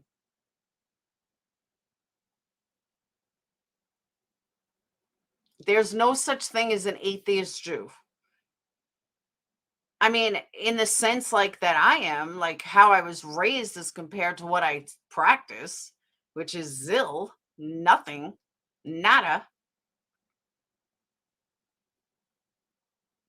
Yeah, but they're a select type, Tina. They're not like certain different.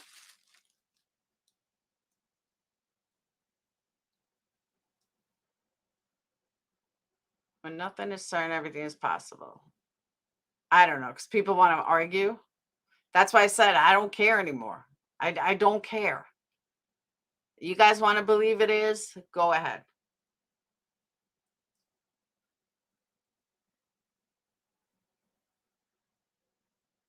I don't know, J. Laura. That's why I said I'm over it. Thank you, Julia. I was waiting for some Jews in here to help me. Scriber, that's the dumbest thing I ever heard. A lot of Jews don't believe in God. That's the dumbest thing I ever heard. A lot of Catholics don't believe in Jesus. I mean, give me a break. Guys, again, I don't care. This is not a religious talk. I don't care. You can start blocking anyone that keeps going on and on with the religion. I don't give a shit. I don't believe in religion. I'm done. I'm over it. I don't care. How's that?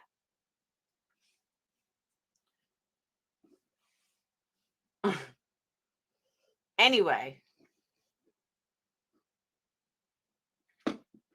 Okay, any more comments about religion and you will get timed out. I'm over it. I don't care.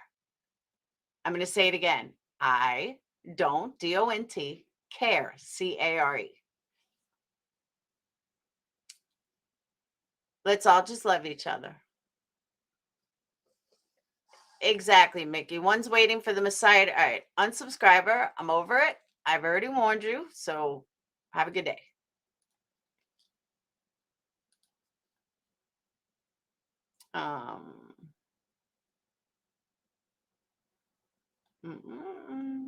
Where'd he go?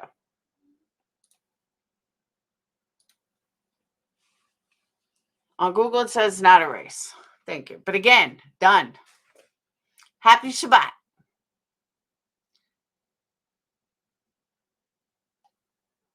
Exactly, Callie. Lynn, it's because it started out as something dumb and just ran with it. And then, of course, they had to run with it. So, like I said, I'm over it. I don't give a shit. I don't care about religion. I think it's all a big farce, but to each their own.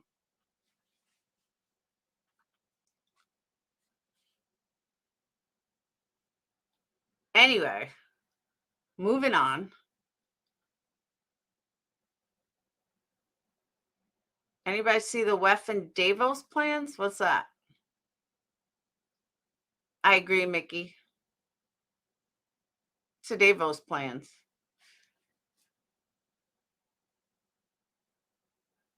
Jewish not a nationality, it's just a religion. Thank you, Tony. But we're not going to get into that. That's the whole argument. Shabbat candles, special for funerals, are always needed for temples. I know, but they're not fun to make. I like candles that are fun to make. Too lazy to run with anything. Beer candles I make. I know people can be I'm telling you, Lynn, right? There's a lot of bad Bryans. There was a Brian, though, that wasn't bad. He was falsely accused, but it was another Brian. But there's a lot of bad Bryans. About to go on a diet. I need to, too. I really do. I need to get this last weight off. So big can of never.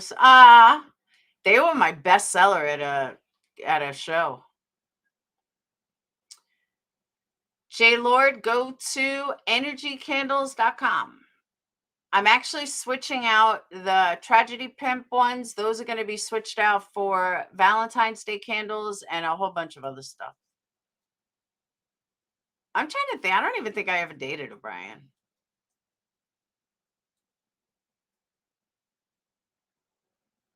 Oh, salmon's, everything is through the roof. Everything. Even Domino's. Domino's was $60 tonight for like Phoenix got a gluten-free, Dayton and Sage got a special, and I got a salad and whatchamacallit? The garlic thingies. $60. Yeah, the attorneys can. I know. I got to switch it, Nanny. I actually read it wrong. Speaking of runny, huh?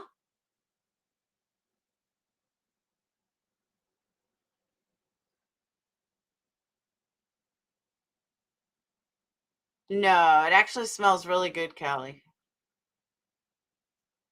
Yes, I'm running to not post office, UPS.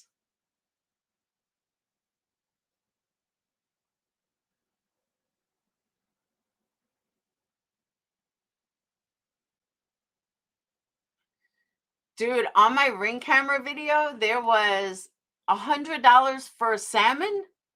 What? No way.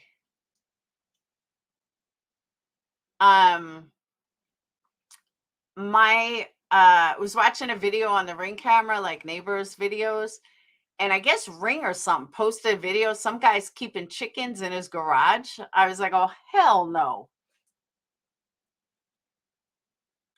I was like, but that's what people are doing.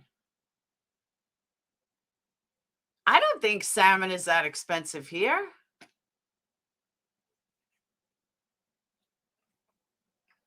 I have to look. Hold on, that got me curious. Oh, eggs are ridiculous. Absolutely ridiculous. I know. You might as well buy some fresh chickens. Eggs are the price of jewelry. I agree.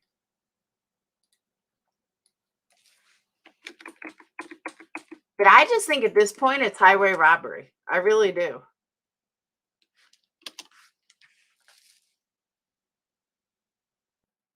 I think they're just absolutely raising prices for no reason. Chickens are not expensive. Food for chickens is not expensive.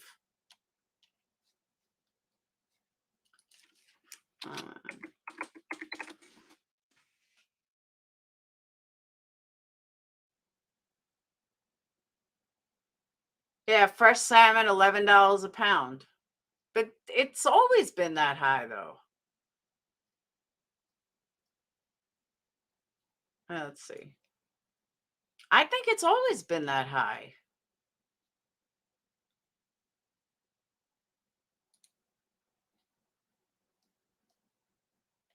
Frozen salmon, 10 ounces is $7.99.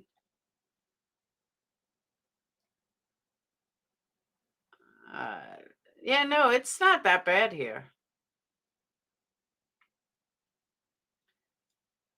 12 ounces of wild caught boneless, $14.99.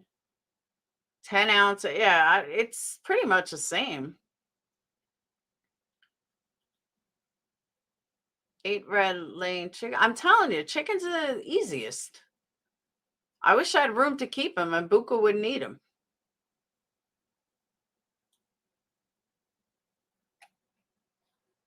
I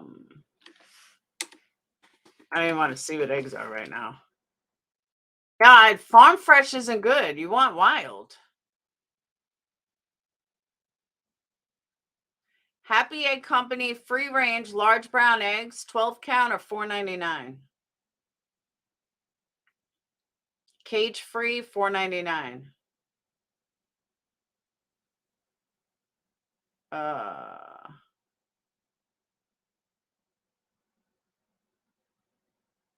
60 count or 24.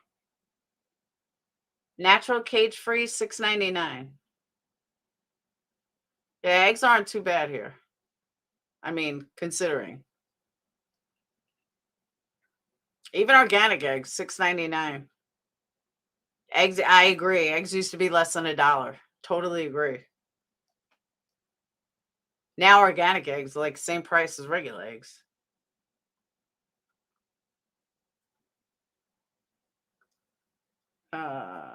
Yeah, Simple Truth organic cage-free large brown eggs, 12 count, $6. But I agree, they used to be like $1 and change.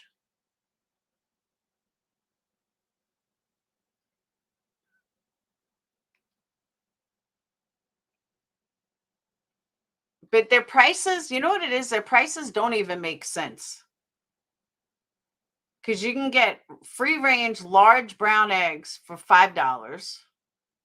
You can get 18 pack of large brown eggs for $7. Or you can pay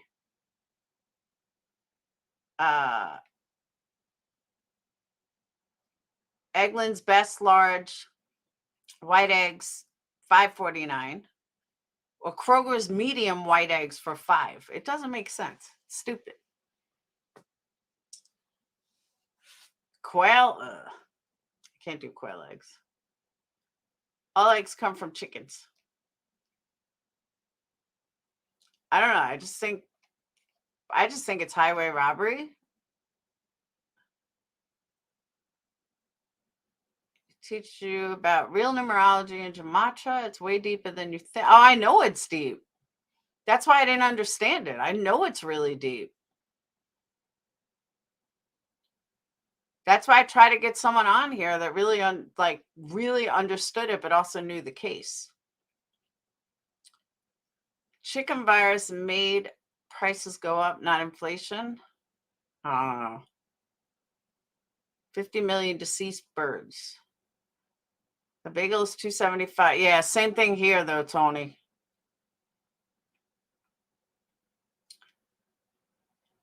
Nowhere else could you get this chat. That's true, Active. Good point. Vid 3.0 about Idaho Focal Revelation. The plane he flew on, 666 in gematria, IK numerology. Yeah, but he had no choice of the plane he flew on.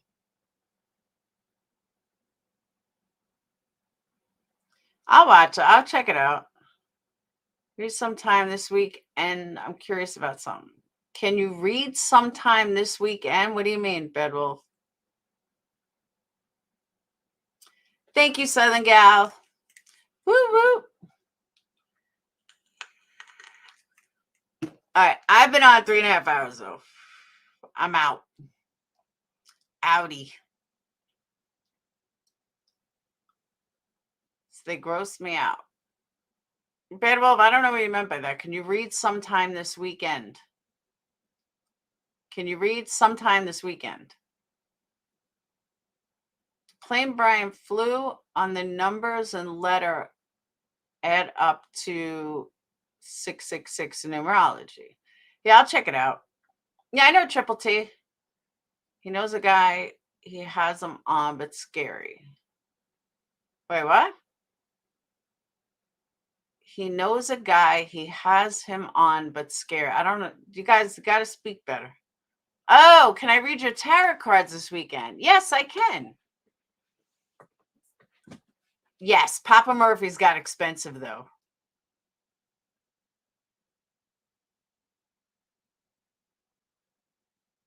Do they pasteurize eggs? Who? Kroger's there.